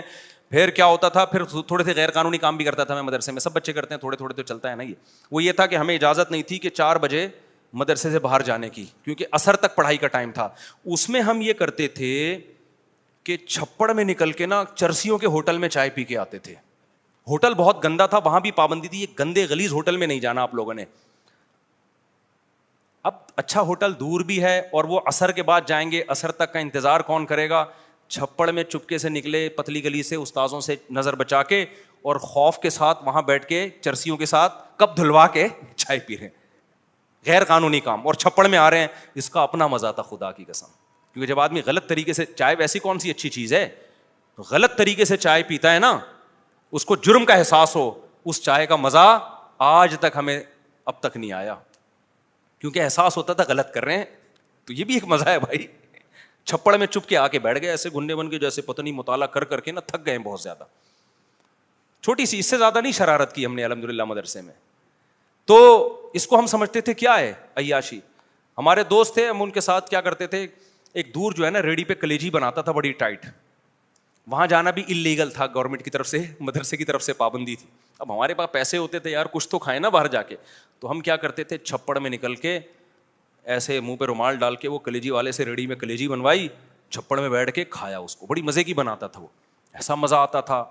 آپ کہہ سکتے ہو مفتی صاحب غریب خاندان کے ہو گئے آپ بہت زیادہ, اس لیے آپ کو کلیجی کھانے میں مزہ آ رہا ہے. میں نے اپنے خاندان کا انٹروڈکشن آپ کو پہلے کروا دیا. اس کا خاندان سے تعلق نہیں تھا, ہمارے گھر میں سب کچھ تھا کھانے پینے کو. 200 گز کا بڑا گھر تھا ہمارے ابا کا, اور خاندان کا بھی میں نے انٹروڈکشن کروا دیا. اصل میں جو مفتی رشید احمد صاحب ہمارے شیخ تھے نا, انہوں نے بتایا تھے دنیا کیا ہے, مسافر خانہ. لہٰذا ہمیں اس میں ریڑھی کی کلیجی بھی بڑی مزے کی لگ رہی تھی, اور دکان کی لسی کا ہمیں مزہ آ رہا تھا, اور چرسیوں کی چائے کا ہمیں. اچھا اس ہوٹل میں بڑے مزے تھے. چرسی نا ہیروئن چی تھے, چرسی نہیں, بیٹھے نا جھوم رہے ہوتے تھے. انہیں دیکھ کے ہماری تھوڑی بہت جو پڑھائی کی ٹینشن ہے وہ ختم ہوتی تھی. یہ جو میں بیانات میں اتنا ہیروئنچیوں کا, چرسیوں کا تذکرہ کرتا ہوں نا, کیونکہ میں نے اس ہوٹل میں بہت دفعہ ہیروئنچیوں کے ساتھ بیٹھا ہوں. اللہ کا شکر ہے لگایا نہیں ہم نے کبھی. ہم باہر جا کے پہلے اپنے کپ دھلواتے تھے کہ ابے ایسا نہ ہو کہ وہ تو مجبوری تھی نا, دور جانے کی اجازت نہیں تھی ہمیں. اجازت تھی لیکن ٹائم پہ, ہم تو غیر قانونی ٹائم پہ جا رہے تھے. تو وہاں ہیروئنچیوں کو ہم دیکھتے تھے, کوئی ادھر گر رہا ہے, کوئی ادھر گر رہا ہے, ایسی ایسی باتیں پھینک رہے ہیں یار, اس کو انجوائے کرتا ہے آدمی. خدا کی قسم فیوچر کا کچھ پتا نہیں تھا. یہ بھی نہیں پتا تھا کسی مدرسے میں بھی ملازمت ملے گی کہ نہیں ملے گی. کیوں, ہمارے حضرت نے بتا دیا دنیا کیا ہے, مسافر خانہ. اور پھر جو حضرت کہہ رہے تھے ہم اپنی آنکھوں سے دیکھ بھی رہے تھے. حضرت کے پاس نوٹوں کی گڈیاں آتی اتنی بڑی بڑی, زمینوں سے پیداوار آتی. حضرت فرماتے ساری صدقہ, ساری کیا ہے, صدقہ. حضرت فرماتے تھے میں ریا اس لیے کر رہا ہوں آپ لوگوں کی تربیت کے لیے, یہ کام میں چھپا کے بھی کر سکتا ہوں. تو حضرت نے کہ اپنا ذاتی گھر بھی نہیں بنایا, پھر آخر عمر میں اپنی اہلیہ کے لیے ایک فلیٹ خریدا تھا. اور حضرت کیا کرتے تھے, جو آ رہا ہے مال, صرف اپنا مہینے کا جو خرچہ ہے نا وہ حضرت بچاتے تھے. گیس کا بل, بجلی کا بل, اور کھانا بڑا ٹائٹ ہوتا تھا حضرت کا. ناشتے میں سیب, ہاف بوائل انڈے, اور پھر دوپہر کا کھانا, رات کا کھانا, وہ بڑا لگژری, لباس لگژری. لیکن حد ہوتی ہے نا ایک چیز, ہر چیز کا جو منتھلی خرچہ ہے وہ رکھا. باقی حضرت کہتے ہیں میں گنتا نہیں کہ لاکھ روپے, کروڑ روپے, ارب روپے, سارے کیا فی سبیل اللہ. مسافر خانہ ہے بھائی, نکالو. نہیں ہے ہمارے خیال بات سمجھ میں. کھایا اچھا, کیونکہ مسافر خانہ ہے تو اگر بزنس کلاس میں چلے جاؤ تو اچھی بات ہے نا, کیا خیال ہے. لیکن دل نہیں لگایا. بزنس کلاس میں آپ کو چیزیں مل رہی ہیں, آپ نے جیبوں میں ڈالنا شروع کر دی کہ میں منزل پہ لے کے, ابے بھائی یہیں کھاؤ پیو, ہلکے پھلکے ہو کے منزل پہ چلے جاؤ. سمجھ. تو ہم دیکھ بھی رہے تھے حضرت کو کہ جو کہہ رہے ہیں مسافر خانہ ہے تو سمجھ بھی رہے ہیں. اور جس دن حضرت کا انتقال ہوا, مدرسے کے گھر سے حضرت کا جنازہ اٹھائے, حضرت کا اپنا ذاتی گھر نہیں تھا. ہم نے کہا حضرت اچھے رہ گئے کہ جتنا آیا صرف ضرورت کا رکھا, اور اتنا رکھا جس سے لائف اچھی گزر سکے. حضرت کے گھر میں ایئر کنڈیشن بھی تھا, حضرت کے گھر میں مہنگے مہنگے عطر تھے, وہ سب حضرت کے پیسوں کے خریدے, بہت سے ہدیے بھی آتے تھے. اور حضرت کا لباس بہت اچھا, پگڑی بہت اچھی, اور ہر چیز بہت اسٹینڈرڈ. گاڑی ایسی خاندانی کہ آپ کی سوچ ہوگی. وہ میں بتاتا ہوں نا, کویت کے شہزادے سے گاڑی خریدی تھی. ہر چیز اچھی, بچانا نہیں ہے کیونکہ مسافر خانہ ہے. نہیں آئی بات تو جو آ رہا ہے نکال رہے ہیں, جو آ رہا ہے کیا کر رہے ہیں, نکال رہے ہیں. تو جب حضرت کا انتقال ہوا ہم نے کہا بھائی یہ خوش قسمت ہے, کیا خیال ہے؟ اب واقعی پتہ چل گیا یہ کیا تھا, مسافر خانہ. ہم نے ہی جنازہ اٹھایا, وہیں ہم نے ہی جنازہ پڑھایا, ہم نے خود اپنے ہاتھوں سے دفنایا, اور ہمیں یقین ہو گیا بھائی واقعی یہ کیا ہے, بولو مسافر خانہ ہی. اچھے رہ گئے جو آخرت کے لیے بھیج دیا. نبی صلی اللہ علیہ وسلم گھر تشریف لائے نا, حضرت عائشہ سے پوچھا کہ کچھ کھانے کو ہے, فرمایا کہ کچھ ہدیے میں کچھ گوشت آیا تھا, کوئی سیری وغیرہ آئی تھی تو یہ رہ گیا ہے, یہ باقی ہے, باقی سارا میں نے صدقہ کر دیا. یار غربت کتنی تھی, اس میں صدقے ہو رہے ہیں. اور آج جو کھمبوں سے لٹک رہا ہے نا بے روزگاری میں, خدا کی قسم وہ اس غربت کا تصور نہیں کر سکتا جس غربت میں صحابہ رہے ہیں. اچھا اس زمانے میں جب میں پہلی حدیث مکمل کر دوں, نبی نے فرمایا کہ عائشہ گھر میں کچھ ہے, انہوں نے فرمایا یا رسول اللہ یہ تھوڑا باقی رہ گیا, باقی صدقہ. آپ نے فرمایا جو صدقہ کیا وہ باقی رہ گیا, یہ ختم ہو جائے گا. اصل باقی وہ رہ گیا جو کیا کر دیا ہے, صدقہ. مسئلہ سارا یہ ہے کہ نہ نفسیاتی ڈاکٹر دنیا کو مسافر خانہ سمجھنے کے لیے تیار ہے, گورا تو ویسے ہی نہیں سمجھتا, نہ ہم سمجھنے کے لیے تیار ہیں, تو ڈپریشن تو میرے بھائی ہوگی. نسوا اللہ فانساہم انفسہم, اللہ کہتا ہے جو اللہ کو بھولے گا نا میں سب سے پہلے اسے اپنا آپ بھلاؤں گا, وہ اپنے فائدے کی چیزیں بھول جائے گا, ہوس میں دولت کے پیچھے بھاگے گا وہ پاگلوں کی طرح, اور اس سے ریلیشن کیا ہوں گے, ختم. جب آپ گھسیٹنے کی فکر کرتے ہو اس سے محبتیں ٹوٹتی ہیں, جب دیتے ہو تو محبتیں بڑھتی ہیں. حاتم طائی کا نام لوگ محبت سے لیتے ہیں نا, دیتا تھا, لیتا تھوڑی تھا لوگوں سے. ہمارے نبی کے ہاتھ پہ کتنے عرب کے بڑے بڑے سردار اس بیس پہ مسلمان ہوئے کہ ہم نے ان کو ایسا سخی دیکھا اتنی غربت میں, یہ واقعی اللہ کے نبی ہیں, یہ دنیا کو واقعی مسافر خانہ سمجھتے ہیں. تو وہ کیا بات کر رہا تھا, ایک دم ذہن سے نکل گئی. ہاں تو میں عرض کر رہا تھا کہ پتہ نہیں ایک بات دماغ میں آئی تھی, واقعہ آیا تھا وہ دماغ سے ہی نکل گیا. تو یہ جو بے روزگاری میں خودکشیاں ہو رہی ہیں, بے روزگاری نہیں ہے, یہ عیاشی کے شوقین ہیں. ہاں میں یہ بتا رہا تھا کہ جب ہم ایسی ہمارے حالات تھے نا کہ مدرسے میں ایک دن ٹائم پہ دال کھا رہے ہیں, رات کو کڑی کھا رہے ہیں, ٹھیک ہے نا, وہ بڑی مزے کی کڑی ابھی بھی ہوتی ہے, بڑی ٹائٹ کڑی ہوتی ہے. تو اس وقت مالدار لوگ مجھ سے آ کے پوچھتے تھے کہ حضرت پیسوں کی بڑی ٹینشن ہے, ڈپریشن میں جا رہا ہوں, بے روزگاری ہے. میں ان سے پوچھتا تھا کہ آپ کتنا کما لیتے ہو مہینے کا, کہتے ہیں اتنا کماتا ہوں. میں نے کہا جس سے ٹینشن کا علاج لینے کے لیے آئے ہو نا وہ اس کا خواب میں بھی تصور نہیں کر سکتا. ایک دفعہ کیا ہوا, جو سبزی والا نہیں میرے پیسے لے کے بھاگ گیا تھا, میرے والد صاحب کی ساری وراثت میں نے 3-4 لوگوں کو پیسے دیے, کوئی داڑھی والا, کوئی نمازی, کوئی محراب. جب میرے والد صاحب سے مجھے وراثت ملی وہ اچھی خاصی, ہم بیٹھے بیٹھے مالدار بن گئے. ہمارے ابا نے بنائی بھی ہمارے لیے تھی اسپیشل کہ میرے بچوں کا میرے بعد کیا ہوگا. نیک باپ یہ سوچتا ہے نا, خدا کی قسم ماں باپ سے بڑا نا کسی کا کسی پر احسان نہیں ہے. یہ اتنا مقدس رشتہ ہے کہ باپ اور ماں جو ہے نا وہ اپنے آپ کو گھلا کے اولاد کے لیے فکر کرتے ہیں, اور آج یہ اولاد ماں باپ کی قدر نہیں کرتی. مجھے جب پتہ چلتا ہے نا فلاں نے اپنے باپ کے سامنے زبان چلائی یا ماں کے سامنے زبان چلائی, مجھے بہت افسوس ہوتا ہے. اپنی بیوی کو دیکھا کرو یار, بچوں کو کیسے پالتی ہے وہ. چھوٹا بچہ 1 سیکنڈ کے لیے ماں کی جدائی برداشت نہیں کرتا. آپ بچپن میں ماں کے اتنے محتاج تھے, 1 سیکنڈ کے لیے ماں کی جدائی برداشت نہیں ہوتی, چپکا رہتا ہے ماں کے ساتھ, ایسے چیختا ہے. اور بڑے ہو کر کیسے بھولتا ہے, بڑے ہو کر کیسے بھولتا ہے. ایک کیس آیا میرے پاس, ایک خاتون نے کہا کہ میرا شوہر نا 2-2.5 مہینے کے لیے اپنی ماں کو میرے گھر لے آتا ہے, یہ 4 مہینے کے لیے, مجھے بڑی تکلیف ہوتی ہے. میں نے کہا خاتون آپ کا جب بیٹا ہوگا جس کو آپ اتنی تھا اس کا بیٹا اتنی محبت سے پال رہی ہو, وہ بیوی سے اس طرح وفا کرے کہ اس کی ماں کو ضرورت ہے بیٹے کے ساتھ رہنے کے لیے, اور وہ کہے کہ نہیں میں نے اپنی ماں کو نہیں رکھنا, آپ پہ کیا گزرے گی. ماں خود سوچ لیا کرے نا میں اپنے بیٹے سے کتنی محبت کرتی ہوں. اگر یہ میرا بیٹا بڑے ہو کر بیوی کو مجھ پہ ترجیح دینا شروع کر دے تو میرے دل پہ کیسے آرے چلیں گے. تو یہ سمجھ میں آ جائے گی عورت کی کہ یار کتنا بڑا اللہ نے ماں کا حق رکھا ہے. عورت اپنے اوپر رکھ کے نہیں سوچتی. اور ہمارا کلچر, ہمارے اسکالرز, وہ سب آج اولادوں کو ماں باپ کے خلاف کر رہے ہیں. سوچ نہیں سکتے آپ ماں باپ کے کتنے احسانات ہیں, بھول جاتا ہے انسان. تو میں پتہ نہیں کیا بات کر رہا تھا یہ. ہاں, ماں باپ تو کوشش کرتے ہیں نا بھائی, ہمارا سب کچھ. ہمارے ابا نے بھی کوشش کی کہ یار میں جاؤں تو یہ, خاص طور پر میں اور میرا چھوٹا بھائی مولوی بن رہے تھے, انہوں نے کہا یار یہ تو کچھ کمانے دمانے کے ہیں ہی نہیں, تو ان کے لیے تو کچھ کر کے جاؤ. لو, ابا بہت کچھ کر کے گئے, لیکن اللہ نے بتا دیا ملے گا وہی جو تمہاری تقدیر میں لکھا ہوا ہوگا. ابا نے ہمیں اتنی وراثت دے دی, ہم نے اب جب میں مولوی بن چکا تھا, وراثت بھی آ گئی. اب ہمیں کیا ہوا, شادی بھی میری ہو چکی تھی, اس کے بعد وراثت ملی. میں نے کہا اب دماغ میں خیالات, اب تو چونکہ اللہ نے دیا ہے, اب میں کیا بنوں گا, بزنس مین. اب ادھر سے بندہ آیا, مفتی صاحب سنا ہے آپ کے پاس بہت پیسے ہیں. اچھا, میں تخصص کر چکا تھا تو لوگ مجھے مفتی صاحب کہنا شروع ہو گئے تھے, فتوی کا جو ہوتا ہے نا نصاب. میں نے کہا جی فرمائیے کیا کام ہے. اچھا, میرے پاس ٹائم تو تھا نہیں کاروبار کرنے کا, میرے پاس تو یہ تھا کہ ہم نے دین کی خدمت کرنی ہے, ابا کا پیسہ آ گیا تو کاروبار میں لگاؤ, 50% تمہارا 50% ہمارا.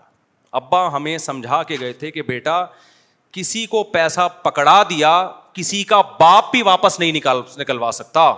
اور پھر یہ بھی کہتے تھے یہ بات تمہاری سمجھ میں اس وقت تک نہیں آئے گی جب تک بھگتو گے نہیں, کیونکہ چکنی چپڑی باتوں میں آ جاؤ گے. اور وہی ہوا, ابا سمجھا کے گئے. بہتوں کے ہم نے نہیں دیے, لیکن بہتوں نے داڑھی پکڑی, ابے بھائی مفتی صاحب یہ بزنس ہے, یہ پرانی گاڑی خریدی, ریپیئر کر کے بیچی, 10 تیرے 10 میرے, میٹنگیں شروع. الحمدللہ اللہ کا بڑا فضل ہوا, ایک دن آیا کہ بس میں اس پہ خوش تھا کہ جو ڈبہ ہے نا اس میں آٹا رکھا ہوا ہے, صبح پراٹھے کے پیسے الحمدللہ ہیں, اور ایسا دیوالیہ ہوا ہے نا, اور سارے نیک لوگوں نے. تو آخر میں جو مجھے چونا لگا کے بھاگا ہے نا, جس نے سب سے بڑا نقصان کیا, وہ کہتا تھا, میں اسے کہتا یار میرا بڑا نقصان ہوا ہے, لوگوں کو پیسے دے کے, بڑی داڑھیوں والے بھی دیکھے, اور بعض ایسے بھی دیکھے جن کے تبلیغ میں وقت لگے ہوئے ہیں, بعض ایسے بھی دیکھے جو یوں کرتے ہیں, بعض ایسے بھی دیکھے جن کا بڑا چلتا ہوا بزنس. بھائی میں تو کہتا ہے اصل میں خاندانی آدمی سے کبھی آپ کا مفتی صاحب واسطہ نہیں پڑا. یہ وہ تھا جو سب سے بڑا چونا لگا کے بھاگا تھا, یہ وہ تھا جس نے ایسی ڈس دی کہ اس کے بعد کاروبار گیا ختم, بالکل ہی زیرو پہ. تو یہ کہتا تھا اصل میں ایکچولی مفتی صاحب مسئلہ یہ ہے کہ آپ کو خاندانی آدمی کبھی ملا نہیں ہے. پھر اس نے واقعات کے 28 لاکھ میرے پاس تھے, میں نے پہنچا دیا, وہ پتہ نہیں کہاں سے فون. تو بالآخر ہم نے دینا شروع کیا, اس نے کما کے دینا شروع کیا. میں تھوڑے دنوں میں 2 مہینے میں مالدار ہو گیا. اچھا, اور مجھے یقین آ گیا اب لوگ آ رہے ہیں مفتی صاحب تھوڑا ہمارا پیسہ بھی لگوا دو, اتنا زبردست بندہ ہے یار یہ. جاؤ ایسے تھوڑی, سمجھ رہے ہو, میں نے کہا ایسے تھوڑی بھائی, ہمارا ریلیشن ہے, ہمارا کیا ہوگا اس میں. خیر میں نے کچھ لوگوں کے لگوا دیے, میرا کوئی کمیشن نہیں تھا, میں نے لگوا دی. پھر جو ہوا وہ آپ سب کے میں بیان میں سنا چکا ہوں. اچھا پیسہ اتنا لا کے دے رہا تھا کہ میری سمجھ میں نہیں آ رہا کہ میں گاڑی کرولا کا نیا ماڈل لوں یا شیراٹ کا پرانا ماڈل لوں. میں اس چکر میں گاڑی اور الحمدللہ نہیں لی, ورنہ بیڑا ہی غرق ہو جاتا. سمجھ رہے ہو کہ نہیں سمجھ رہے. اب ہوا یہ ہے کہ وہ صاحب جتنا دیا تھا نا اتنا واپس لے کے غائب. وہ دن آج کا دن, اس اسٹیمپ پیپر پہ اس کے انگوٹھے لگے ہوئے تھے بہت سارے, کیونکہ جب ہم پیسے دیتے تھے میں کہتا بھائی شریعت میں حکم میں لکھو بھی, اس نے کہا لکھ لو. میں نے کہا شناختی کارڈ, اس نے کہا یہ شناختی کارڈ. میں نے کہا انگوٹھا بھی لگاؤ, انگوٹھا بھی لگا دیا. تو 3-4 سال تک میں وہ انگوٹھے لے کے گھومتا رہا ہوں. کچھ بھی نہیں ملتا بھائی ان انگوٹھوں سے, شناختی کارڈ سے, اسٹیمپ پیپر سے, سمجھ رہے ہو. بندہ مل بھی جائے تو کچھ نہیں کر سکتے آپ یہی کرو گے, پولیس کو بتاؤ گے, پولیس کیس چلے گا, کہ کچھ بھی نہیں ہوتا پاکستان میں, تو سوال ہی پیدا نہیں ہوتا. یا بدماشوں سے چترول لگواؤ گے آپ, پھر بھی نہیں نکلے گا, آدھا بدماش لے جائیں گے کہ ہم نے جو نکلوایا ہے تو ہمارا بھی تو کمیشن بنتا ہے. تو کچھ بھی نہیں, جب پیسے دیے تو اسی دن سے انا للہ و انا الیہ راجعون پڑھ لیا کرو.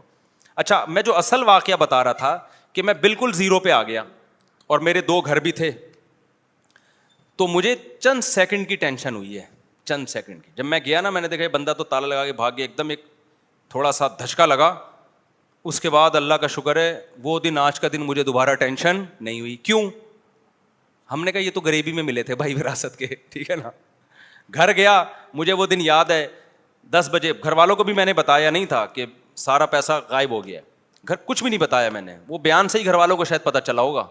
جب میں گھر آیا تو بچے میرے سو رہے تھے, پنکھا چل رہا تھا, کچن میں گیا, آٹا ہے, دال ہے, راشن ہے, گھر کا ناشتے کے پیسے بھی ہیں, دوپہر کھانے کے بھی ہیں, رات کھانے کے بھی ہیں. میں نے کہا یار اللہ نے اتنا دیا ہے کہ ابھی بھی فل عیاشی والی زندگی گزر رہی ہے الحمدللہ, مجھے ٹینشن نہیں ہوئی. تو میرے دوست مجھے کہتے تھے یار آپ کو تو برین ہیمریج سے مر جانا چاہیے تھا. میں کہتے کس بات پہ مرتا ہے یار, یہ اللہ نے میری ضرورت سے ابھی بھی مجھے. میں نے کہا تیری کتنی ہے, اس نے کہا 1, میں نے کہا میری کتنی ہے 2, میں نے کہا ٹینشن سے تجھے مرنا چاہیے. باتیں کر رہے ہیں ہمارے سامنے آ کے, 1 لے کے گھوم رہا ہے اور ہمارے سامنے شو مار رہا ہے. سمجھ رہے ہو بات کو. میں گلگت گیا نا, میری تیسری شادی کے لیے رشتہ تھا, انہوں نے انکار کر دیا لڑکی والوں نے, تو وہ ان کو مجھ پہ ترس آنے لگا. میں نے کہا ترس کھانے کی ضرورت نہیں, ابھی بھی 2 ہیں تمہاری, ابھی ترس ہم تم پہ کھائیں گے. تو مجھے ذرا بھی الحمدللہ ٹینشن نہیں, اس دن سے آج تک کوئی ٹینشن نہیں, کیونکہ مجھے کھانے کو مل رہا ہے بھائی. فیوچر ہم نے پلاننگ کی نہیں ہے ٹوٹ پٹانگ قسم کی کہ ہمیں یہ چاہیے ہمیں وہ چاہیے. بھائی ہمیں بچوں کے لیے نان نفقہ چاہیے, گھر والوں کو کھلانے کے پیسے چاہیے, عیاشی کسی بھی بیگم کو چاہیے تو بھائی ہمارے پاس جو ہے ہم اسی حساب سے آپ کو کھلائیں گے, نہیں ہے تو پھر آپ ٹھیک ہے بھائی پھر جاؤ. جیسے نبی نے فرمایا تھا نا اپنی ازواج سے کہ ہمارے ساتھ رہنا ہے تو اسی اسٹائل میں رہنا ہے, نہیں ہے تو ہم چوری تھوڑی کریں گے, اب جا کے ڈپریشن میں تھوڑی جائیں گے. تو اللہ کا شکر ہے ہمارے گھر والے بھی رہتے رہے. ان دنوں میں ایک بندہ آیا اور اس نے مجھے کہا کہ مفتی صاحب, یہ 2006 یا 7 کی بات ہے, مفتی صاحب میرے 80 لاکھ روپے کا لاکر سے کوئی بندہ لے گیا ہے, 80 لاکھ روپے, اور میں 1 ہفتے سے ٹینشن میں سویا نہیں ہوں. میں نے کہا بچے کتنے ہیں آپ کے پاس؟ کہہ رہے ہیں وہ تو بینکوں میں پڑے ہوئے ہیں, پتہ نہیں کہ 80 کروڑ ہوں گے کتنے ہوں گے. میں نے کہا اللہ کے بندے, میرا جو بندہ پیسے لے کر گیا ہے نا, میں 0 روپے بچے ہیں میرے پاس. کتنے بچے ہیں؟ 0, 1 روپیہ نہیں ہے, اور مجھے ٹینشن نہیں ہو رہی, اور تیرے پاس ابھی بھی لاکھوں روپے پڑے ہوئے ہیں اور تو مجھ سے آ رہا ہے. ہونا تو چاہیے میں تیرے پاس آؤں, صحیح ہے نا, کہ بھائی میرے پاس ایک بھی نہیں. تو میں نے کہا یہ پیسوں کا مسئلہ نہیں ہے, یہ اوپر کی سیٹنگ کیا ہے, آؤٹ ہوئی بھی ہے.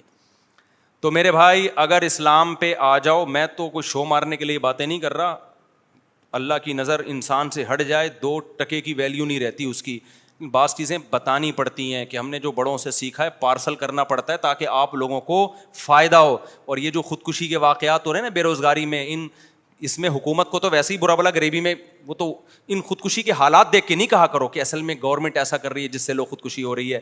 گورنمنٹ جتنی بھی کرپٹ ہو, ٹھیک ہے بولو گورنمنٹ کو برا بلا تاکہ ان کو تھوڑی سی, ان کو بھی تھوڑا تنبیہ ہو, لیکن خودکشی کے حالات میں خودکشی کرنے والے پہ کبھی ترس نہ کھایا کرو.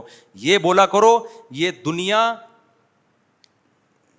کا غلام تھا, دنیا مردار. نبی نے فرمایا اللہ کی نظر میں اس دنیا کی حیثیت مچھر کے پر کے برابر نہیں ہے. اللہ کے نبی نے ایک دفعہ کچرے کے ڈھیر سے گزرے, بکری کا مرا ہوا بچہ پڑا تھا. آپ نے فرمایا بتاؤ اس بچے کو کون اتنے درہم میں خریدے گا؟ صحابہ نے کہا یا رسول اللہ مردار ہے, کون خریدے گا؟ آپ نے فرمایا اللہ کی نظر میں دنیا کی ویلیو اس سے بھی کم ہے. تو جس سے وہ مردہ بکرا چھن جائے اور وہ خودکشی کر رہا ہو, تو خودکشی کرنے والا قابل ترس نہیں ہے, خودکشی کرنے والا قابل ملامت ہے. کہ ابے دنیا مردار پہ تو نے جان دے دی, ملک پہ جان دیتا, ماں باپ کی عزت پہ جان دیتا, دین کی خاطر جان دیتا, مظلوم کی مدد کے لیے جان دیتا, اچھا لگتا. ٹکوں پہ مر رہا ہے, صحیح نا, روٹی نہیں ملی ایک وقت بھی, اس پہ مر رہا ہے. نہیں آ رہی بات میرا خیال ہے سمجھ میں؟ تو یہ خودکشی کرنے والوں پہ ترس نہیں کھایا کرو. مجھے بہت افسوس ہوتا ہے جب نیچے کہا ہائے بیچارے غربت مہنگا. ابے تو بیچاروں پہ کر رہے اس کو, توندے بھری ہوئی ہیں ان کی کمبختوں کی. یہ ہوس ہے, ہوس, زیادہ چاہیے اور زیادہ چاہیے اور زیادہ چاہیے اور زیادہ چاہیے. اور یہ ہوس کا مریض ان کو میڈیا نے بنایا ہے, گورے نے بنایا ہے, غیر مسلموں نے بنایا ہے, اور لبرل لوگوں نے بنایا ہے جو ہر وقت پیسے کے پیچھے بھاگتے ہیں. مذہب آپ کے دل کو سے پیسے کی محبت نکالتا ہے. پیسہ کمانے سے منع نہیں کرتا, پیسہ جیب میں ہونا چاہیے, دل کے اندر نہیں ہونا چاہیے. اور دل سے پیسہ جب تک نہیں نکلے گا جب تک دبا کے اللہ کی راہ میں خرچ نہیں کرو گے. نکالو, ایسے نکالو کہ دل سے نہ لگے کہ دل میں تکلیف ہو رہی ہے. وہ صدقہ ہوتا ہے, تھوڑا سا اندر کیا ہو, زخم ہو کے یار یہ میں کیا کر رہا ہوں. لیکن بیسک ضرورتیں پہلے پوری کرو. اتنا صدقہ نہ کرو کہ آپ بیسک ضرورتوں سے ہی چلے جاؤ نا, وہ تو پھر غلط ہو جائے گا. بیسک جیسے ہمارے حضرت اپنا مہینے کا لگژری خرچہ نکال کے رکھتے تھے, اس میں سیب بھی تھے, ہاف بوائل انڈے بھی تھے, اور سیب یہاں سے ختم ہو گئے تو ٹورنٹو سے آ رہے ہیں, باہر سے امپورٹ ہو رہے ہیں سیب. اور لباس, خوراک, گیس, بجلی, جو بھی بنیادی خرچے ہیں وہ پہلے, اس کے بعد پھر کچھ. میں پھر بھی آپ سے کہتا ہوں جمع بھی کرو, آپ بچوں کے لیے بھی بناؤ, لیکن صدقہ خیرات بھی تو کرو نا. جب آپ صدقہ خیرات کرو گے, اپنی مرضی سے مال کو نکالو گے, تو پھر کسی دن نکل گیا تو غم نہیں ہوگا, وہ کام ہوگا جو آپ پہلے سے کر رہے ہو. ابے کیا ہو گیا, آپ ہزاروں لاکھوں روپے صدقہ کرنے کے عادی ہو, تو کسی دن ڈاکو نے ہزاروں لاکھوں چھین لیے, تو آپ کہو گے یہ تو ہم خود سے کرتے رہے ہیں بھائی, یہ کام ڈاکو نے کر دیا تو کیا بڑا کام ہو گیا, ٹینشن نہیں لگا. تو دنیا مردار کی محبت میرے بھائی نکالنی پڑے گی آپ کو کائنڈلی, اس کے بغیر بات بنے گی نہیں. اور وہ جو میرا ٹاپک تھا وہ وہیں رہ گیا کہ نارمل کون ہے, ایب نارمل کون ہے, ٹھیک ہے نا. تو اسلام ہی آپ کو نارمل بناتا ہے, باقی ساری تحریکیں آپ کو ایب نارمل بنا رہی ہیں. یہ ٹاپک ادھورا رہ گیا, اگلے ہفتے یہیں سے لے کے چلوں گا, آپ کی ذمہ داری ہے, اس کو ہم نے پورا کرنا ہے. اگلے ہفتے اتوار سے پہلے مجھے یاد دلا دینا, میں ٹاپک بھول جاتا ہوں, پھر وہ یہ پورا جو ہے نا اپنے کھوپڑی میں ذہن میں رکھنا ہے. اللہ تعالیٰ سمجھنے کی عمل کی توفیق عطا فرمائے. نماز کے بعد تھوڑی دیر بعد 15-20 منٹ کا مسائل کا سیشن ہوگا, جو حضرات پوچھنا چاہیں مسئلہ وسئلہ تو پوچھ سکتے ہیں, کے جواب میں بعد میں دوں گا. آج کا جو بیان ہے نا اس میں 1-2 چیزیں تھوڑی کمپلیٹ کر دوں تاکہ وہ مثال ادھوری نہ رہ جائے نا. میں مثال دے رہا تھا نا, ایک آرمی کی مثال دے رہا تھا, لیفٹیننٹ اور کرنل کی. کرنل کو اگر کوئی یہ بتا دے, لیفٹیننٹ کو یہ بتا دے ہوں کرنل کے برابر ہو, تو نظام کیا ہو جائے گا, تباہ ہو جائے گا. تو یورپ جو عورت کو شوہر کا باغی بنا رہا ہے نا, اس میں یہی سارا مسئلہ ہو گیا ہے کہ وہ کہہ رہے کہ شوہر کی اطاعت نہیں کرنی, تم اس کے برابر ہو. اس سے نتیجہ کیا نکل رہا ہے کہ عورت شوہر کی باغی بن رہی ہے. تو اس میں نقصان صرف مرد کا نہیں ہے, بڑا نقصان کس کا ہے, عورت کا ہے. تو یہ چیز بھی نیچر کے خلاف ہے. مرد کو اللہ نے جب سپیریئر بنایا ہے بائی نیچر, تو اس کو سپیریئر ماننے میں ہی خیر ہے. نہیں مانیں گے تو وہ کم نہیں ہو جائے گا. وہ نتیجہ کیا نکلے گا کہ وہ محبت کرنا چھوڑ دے گا, وہ خرچہ کرنا چھوڑ دے گا. تو یہ میں مثال ادھوری رہ گئی تھی. تو یہ جو آج خواتین کے حقوق کے نام پہ یورپ کے کلچر کو ہم فالو کریں, سارا حساب کتاب بیڑا غرق ہو رہا ہے اس سے. اور اچھا, انہوں نے صرف اتنا نہیں کیا کہ عورت اور شوہر برابر ہیں, انہوں نے یہاں تک کر دیا کہ بچے اور باپ بھی برابر ہیں. نہیں یہ بات میرا خیال ہے سمجھ میں.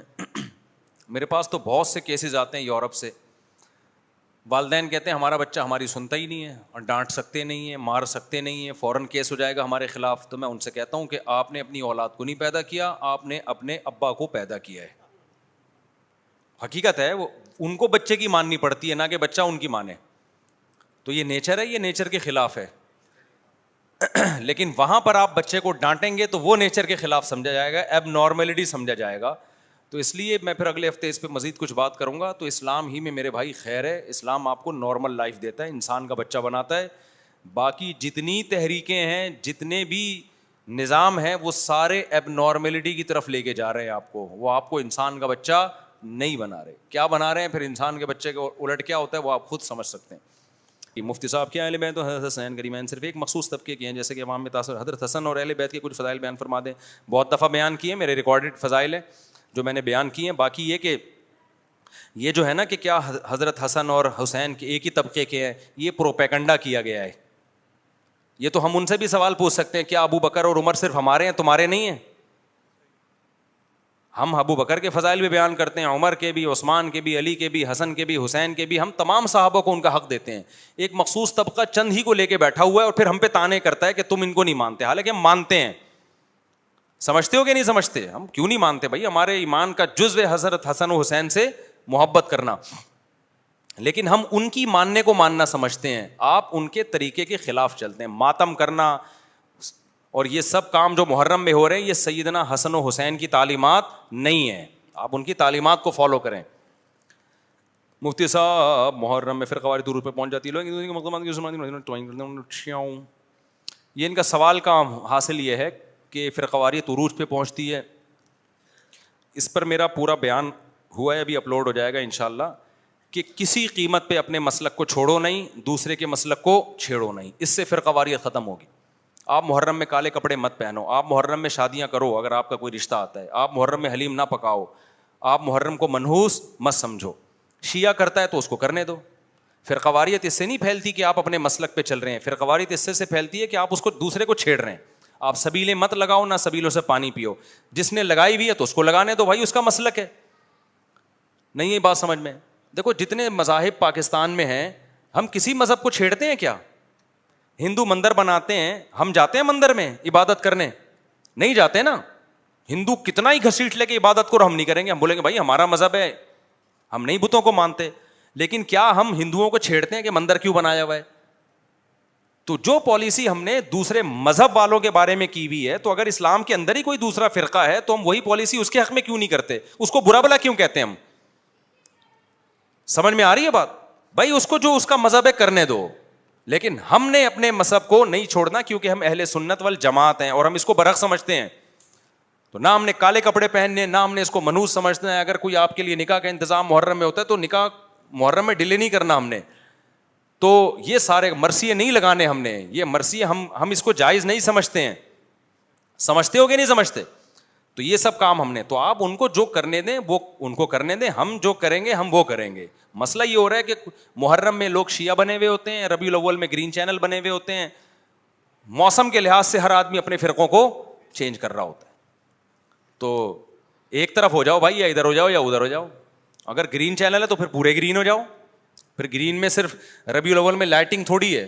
گرین چینل تو یہ کہتا ہے لائٹنگ بھی ہوگی, حلوے بھی پکیں گے اور جلوس بھی نکلیں گے, اور پھر بہت کچھ ان کے یہاں جو ہوتا ہے وہ ہوتا ہے. لیکن اگر آپ وائٹ چینل کو جوائن کیا ہوا ہے آپ نے, تو پھر بھائی ربیع الاول میں ایک بتی بھی نہیں لگتی وائٹ چینل میں, کیونکہ ہم کہتے ہیں صحابہ نے ربیع الاول کو نہیں منایا تو ہم بھی نہیں منائیں گے. صحابہ نے ہمیں عید کی 2 عیدیں دی ہیں, عید الفطر, عید الاضحیٰ. 12 ربیع الاول کو صحابہ نے عید کا دن قرار نہیں دیا تو ہم بھی قرار نہیں دیں گے. پھر وائٹ چینل کے یہ نظریات ہیں. اگر آپ کو یہ پسند نہیں ہے تو پھر پورے گرین ہو جاؤ. لیکن مسلمان موسمی مسلمان ہے, وہ ہر موسم کے حساب سے ایڈجسٹ کر رہا ہوتا ہے اپنے آپ کو. تو ایک طرف ہو جاؤ بھائی, کیونکہ 72 فرقوں میں ایک نے جنت میں جانا ہے, تو وہ پورا ایک ہی کو فالو کرے گا. یہ نہیں کہ محرم میں وہ والا فرقہ, ربیع الاول میں یہ والا فرقہ, سفر میں وہ والا فرقہ, رمضان میں سارے نیٹ کلین بنے ہوئے ہوتے ہیں. صحیح ہے نا, ایسے پرہیزگار بنے ہوئے ہوتے ہیں. ایک طرف ہو جاؤ بھائی. میرے والدین نہ دنیا کا رہنے دے رہے ہیں نہ دین کا. پھر آپ کے بیان میں سن کے میں پاگل ہو جاؤں گا. اب میرے پاس ہجرت کا سامان بھی نہیں, میرے والدین نہ دنیا کا رہنے دے رہے ہیں نہ دین کا. آپ کتنے بہن بھائی ہو آپ لوگ؟ کس نے پوچھا ہے بھائی؟ آپ نے پوچھا؟ تو کیا مطلب ہے دین کا رہنے دینا؟ آپ تو ترکی سے ہو کر آئے ہو, پڑھ لکھ کے آئے ہو, ترکی میرے سامنے کہتے دوبارہ کیوں نہیں جا سکتے؟ پیسے ختم ہو گئے تو کماؤ پیسے. اتنے بڑے قد ماشاء اللہ, آپ کیوں ایسے نہیں, ایسا کرو گے کوئی بھی نہیں آئے گا. آپ کو 2 ہاتھ 2 پاؤں اللہ نے دیے, کماؤ آپ, ابا پہ نہ ڈالو, ٹھیک ہے نا. ابا نے آپ کو اب تک جتنے اتنا بڑے ہو گئے نا, یہ بھی ابا کی وجہ سے ہوئے ہو. ابا بچپن میں عیدی سینٹر میں جمع کرا دیتے, اتنا قد نہ نکلتا. صحیح ہے نا. تو کماؤ یار, کما کے شادی کرو. اگر کوئی بہت زیادہ ابا بار بار ٹارچر کرنے ذہنی تو الگ رہ لو. پھر بالغ ہونے کے بعد کوئی ضروری تو نہیں ہے کہ لازمی انسان, اگر لڑائیاں بہت زیادہ ہو رہی ہیں تو پھر الگ ہو جانا چاہیے. مفتی صاحب ہمارے مدرسہ بالغان ساتھی کو مکمل جماعت ماشاء اللہ بیان میں موجود ہیں. میرے بھائی میں ملاقات نہیں کر سکتا, بس ادھر ہی جلدی مسافہ کر لو. کہاں ہے جماعت؟ جلدی سے مسافہ کرو, پتلی گلی سے نکلو جلدی, شاباش, جلدی شاباش. اگلا سوال اتنے میں پڑھ لیتے ہیں. میری بیٹی کا نام لائبہ ہے, مجھے اس کی عمر اس وقت 18 سال ہے, اور میں نے کچھ مولوی حضرات سنا ہے کہ نام صحیح نہیں. برائے میرے بتائیے کہ نام صحیح نہیں ہے. لائبہ نام اتنا اچھا نام نہیں ہے, لیکن جب رکھ لیا تو اتنا برا بھی نہیں ہے, صحیح مطلب بھی بن سکتا ہے اس کا. اب کاغذات میں چینج کرنا بہت مشکل ہے. جی السلام علیکم. جی ویسے بتا دوں, یہاں نہ بتاؤں. یہ تو سوال ہے پورا استفتاء ہے, یہ آپ جمع کرا دیں, یہاں جمع کرا دیں, ریٹرن میں اس کا جواب مل جائے گا. کسی نے ریٹرن میں سوال پوچھنا ہو نا تو یہاں ہم نے دارالفتاء کھولا ہوا ہے, وہاں جمع کرا دیا کریں. لیکن فالتو سوال نہ پوچھا کریں, جو بنتے ہوں وہی, کیونکہ بڑی محنت ہوتی ہے, کمپوز کرتے ہیں سوال جواب, اس پہ پوری تحقیق ہوتی ہے, اس کے بعد جواب ہوتا ہے, پھر اسٹیمپ ہوتی ہے, اس کا ریکارڈ جمع ہوتا ہے. تو بعض لوگ ویسے ہی سگریٹ کا ڈبہ ملا, اٹھ کے کچھ بھی لکھا, اس پہ پوچھ کے جمع کرا دیا. ہم بیوقوفوں کی طرح کر رہے ہوتے. تو پراپر وے میں کسی نے سوال پوچھنا ہو تو پراپر طریقہ ہے اس کا. شوہر حدیث ہے, بیوی دیوبندی ہے. میاں بیوی کی آپس میں کچھ باتیں تھیں, شوہر نے کہا اگر کسی کو بھی بتائی تو تمہیں طلاق ہے, مگر وہ باتیں شوہر نے خود ہی اپنی خالہ کو بتا دیں. خالہ نے بیوی سے پوچھا کہ کیا یہ باتیں سچ ہیں؟ بیوی نے وہ باتیں تو نہیں بتائیں مگر تصدیق کر دی کہ ہاں سچ ہے. تو کیا صرف تصدیق کرنے سے طلاق ہو گئی؟ نہیں, کیونکہ بیوی نے نہیں بتائی, بیوی نے صرف بتائی ہوئی بات کی تصدیق کی ہے, تو اس کو عرف میں بات بتانا نہیں کہتے. تو جھگڑا ہوا تو شوہر نے ایک بار, میاں بیوی کا پھر جھگڑا ہوا تو شوہر نے ایک بار کہا کہ میں طلاق دیتا ہوں. شوہر کو اس کی ماں نے کہا تم بھی اپنے باپ والے کام کر رہے ہو, تو بیٹے نے کہا ہاں. پھر بیٹی اس کی گود میں رکھی گئی کہ تمہیں بیٹی کا بھی خیال نہیں ہے, تو شوہر نے کہا ہاں نہیں ہے, اسے لے جاؤ. بعد میں شوہر نے کہا میں نے صرف ایک طلاق کی نیت کی تھی. اب سوال یہ کہ پہلی بار لفظ طلاق استعمال ہوا, اس کے بعد 3 دفعہ کنائی الفاظ استعمال ہوئے, ایک طلاق ہوئی ہے بھائی. دوسرے اور تیسرے الفاظ وہ پہلی طلاق ہی کو ایکسپلین کیا گیا ہے, اس سے 3 طلاقیں نہیں ہوئی ہیں. اتنے لمبے لمبے سوال یہاں جمع کرایا کرو بھائی لوگوں کا. جلدی سے آپ لوگوں نے کچھ پوچھنا ہے تو پوچھیں. میرے بھائی نے سودی کاروبار کر رہا تھا, جی تو اب کاروبار ختم ہو گیا اور 30 لاکھ روپے تقریباً اس پہ قرض آ گیا. تو اب کیا کہتے ہیں, بڑا بھائی وہ کہہ رہا ہے اپنی زکوٰۃ اس کو دے سکتا ہے. ہاں زکوٰۃ تو بھائی کو دی جا سکتی ہے قرضہ اتارنے کے لیے. لیکن اس کی جو اس کے پاس مالیت ہے تقریباً 1 پھر تھوڑی دے سکتے ہیں. وہ جو زیور ہے اس کی بیوی کا زیور اپنا نہیں کہلاتا, اگر اس کے پاس کچھ نہیں ہے تو اس کو دے سکتے ہیں. ارشاد, نبی صلی اللہ علیہ وسلم کی بیویاں سب سے پہلے اہل بیت میں داخل ہیں, پھر آپ کی اولاد. کیونکہ جب بھی ہم اہل بیت کا لفظ استعمال کرتے ہیں اردو میں اس کا ترجمہ ہے گھر والے, تو گھر والوں میں تو سب سے پہلے بیوی آتی ہے. قرآن سے بھی پتہ چلتا ہے انما یرید اللہ لیذھب عنکم الرجس اہل البیت ویطہرکم تطہیرا. اللہ نبی کی بیویوں کو خطاب کر کے کہہ رہا ہے کہ اے اہل بیت ہم تمہیں احکام اس لیے دے رہے ہیں تاکہ اللہ تمہیں پاک صاف کر دے. کر دے کا مطلب پاک صاف رکھے, جیسے ابھی ہو ہمیشہ کے لیے رکھے. تو اہل بیت کا اطلاق سب سے پہلے کس پر ہوتا ہے؟ نبی کی بیویوں پر. تو ہماری نظر میں اہل بیت میں سب سے پہلے آپ کی ازواج داخل ہیں. جی ہاں پھر سکتے ہیں اگر اس علاقے میں عید کی نماز ہو گئی ہے.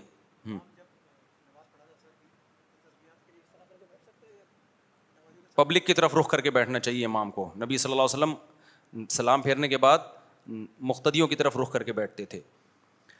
اور کوئی ابھی دیکھو محرم آ رہا ہے, اس میں چھٹیاں ہوں گی, تبلیغ میں وقت لگاؤ, ان چھٹیوں کے دنوں کو ضائع مت کرو.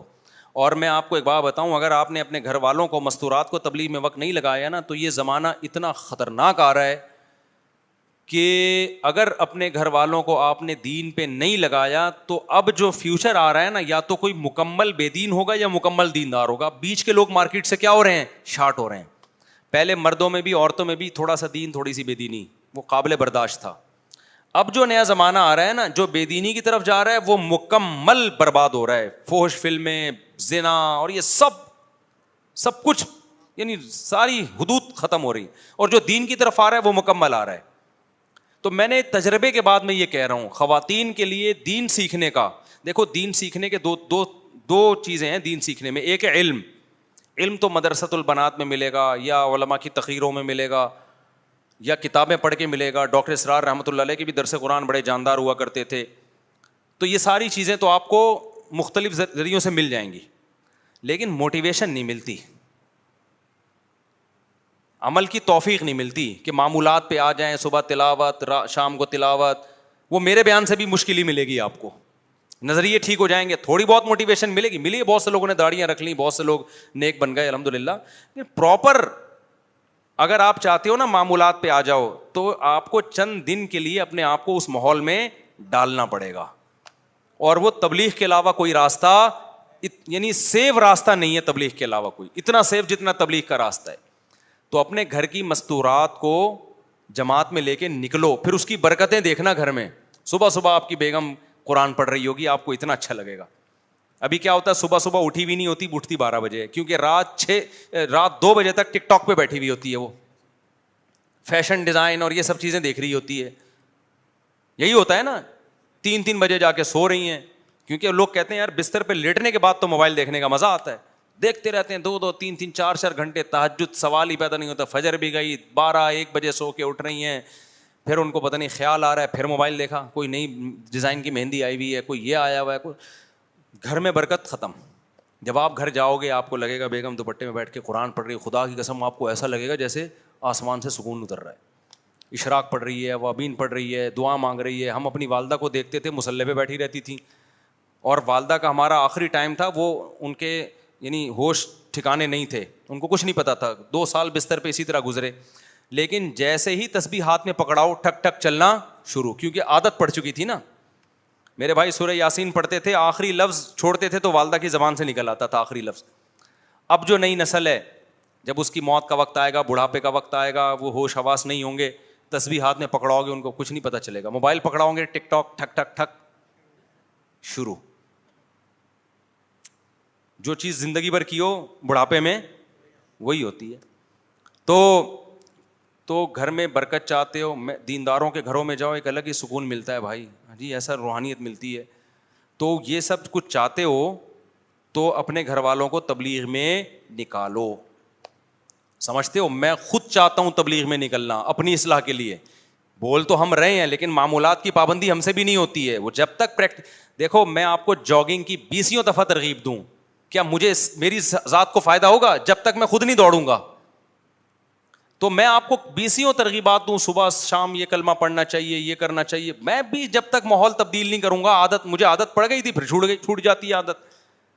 تو میں بھی چاہتا ہوں لیکن میرے لیے مسئلہ ہو گیا, میں مشہور ہو گیا ہوں, میں کہیں جا ہی نہیں سکتا, میرا خون پی جاتے ہیں لوگ بیٹھ کے, اتنا تنگ کرتے ہیں کہیں بیٹھو وہ 20 سیلفیاں, پھر وہ بندہ آ رہا ہے سیلفی. تو میں تو برقع پہن کے جا سکتا ہوں, اب مستورات کی جماعت میں بھیج دیں گے اگر میں برقع پہن کے چلا گیا تو میں تو مجبور ہوں, ورنہ اللہ کی قسم میرا خود دل چاہتا ہے کہ میں 40 دن تبلیغ میں لگاؤں تاکہ کچھ پراپر وے میں عبادت ہو, کچھ اللہ اللہ کرے پراپر وے میں.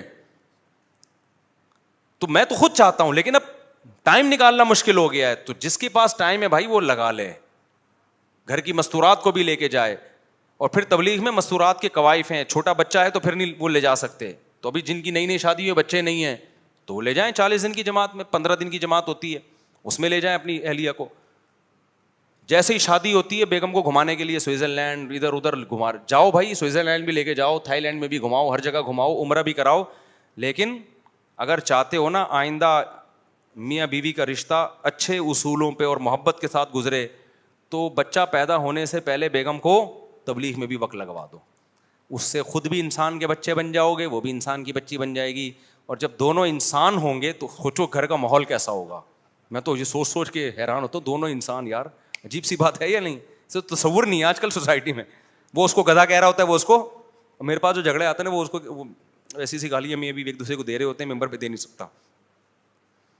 ہمارے ایک صاحب تھے, وہ ابھی ایسا نہیں کہ وہ سمجھ جائیں, تو ان کی بیگم کا فون آیا, وہ یونیورسٹی کے پروفیسر تھے, بیگم کا فون آیا, وہ ان کو جو گالیاں دے رہی تھی نا وہ ہمیں آواز آ رہی تھی کہ گالیاں دے رہی ہوتی ہیں خواتین کہ مائک بند بھی ہوتا ہے پھر بھی آواز آتی ہے.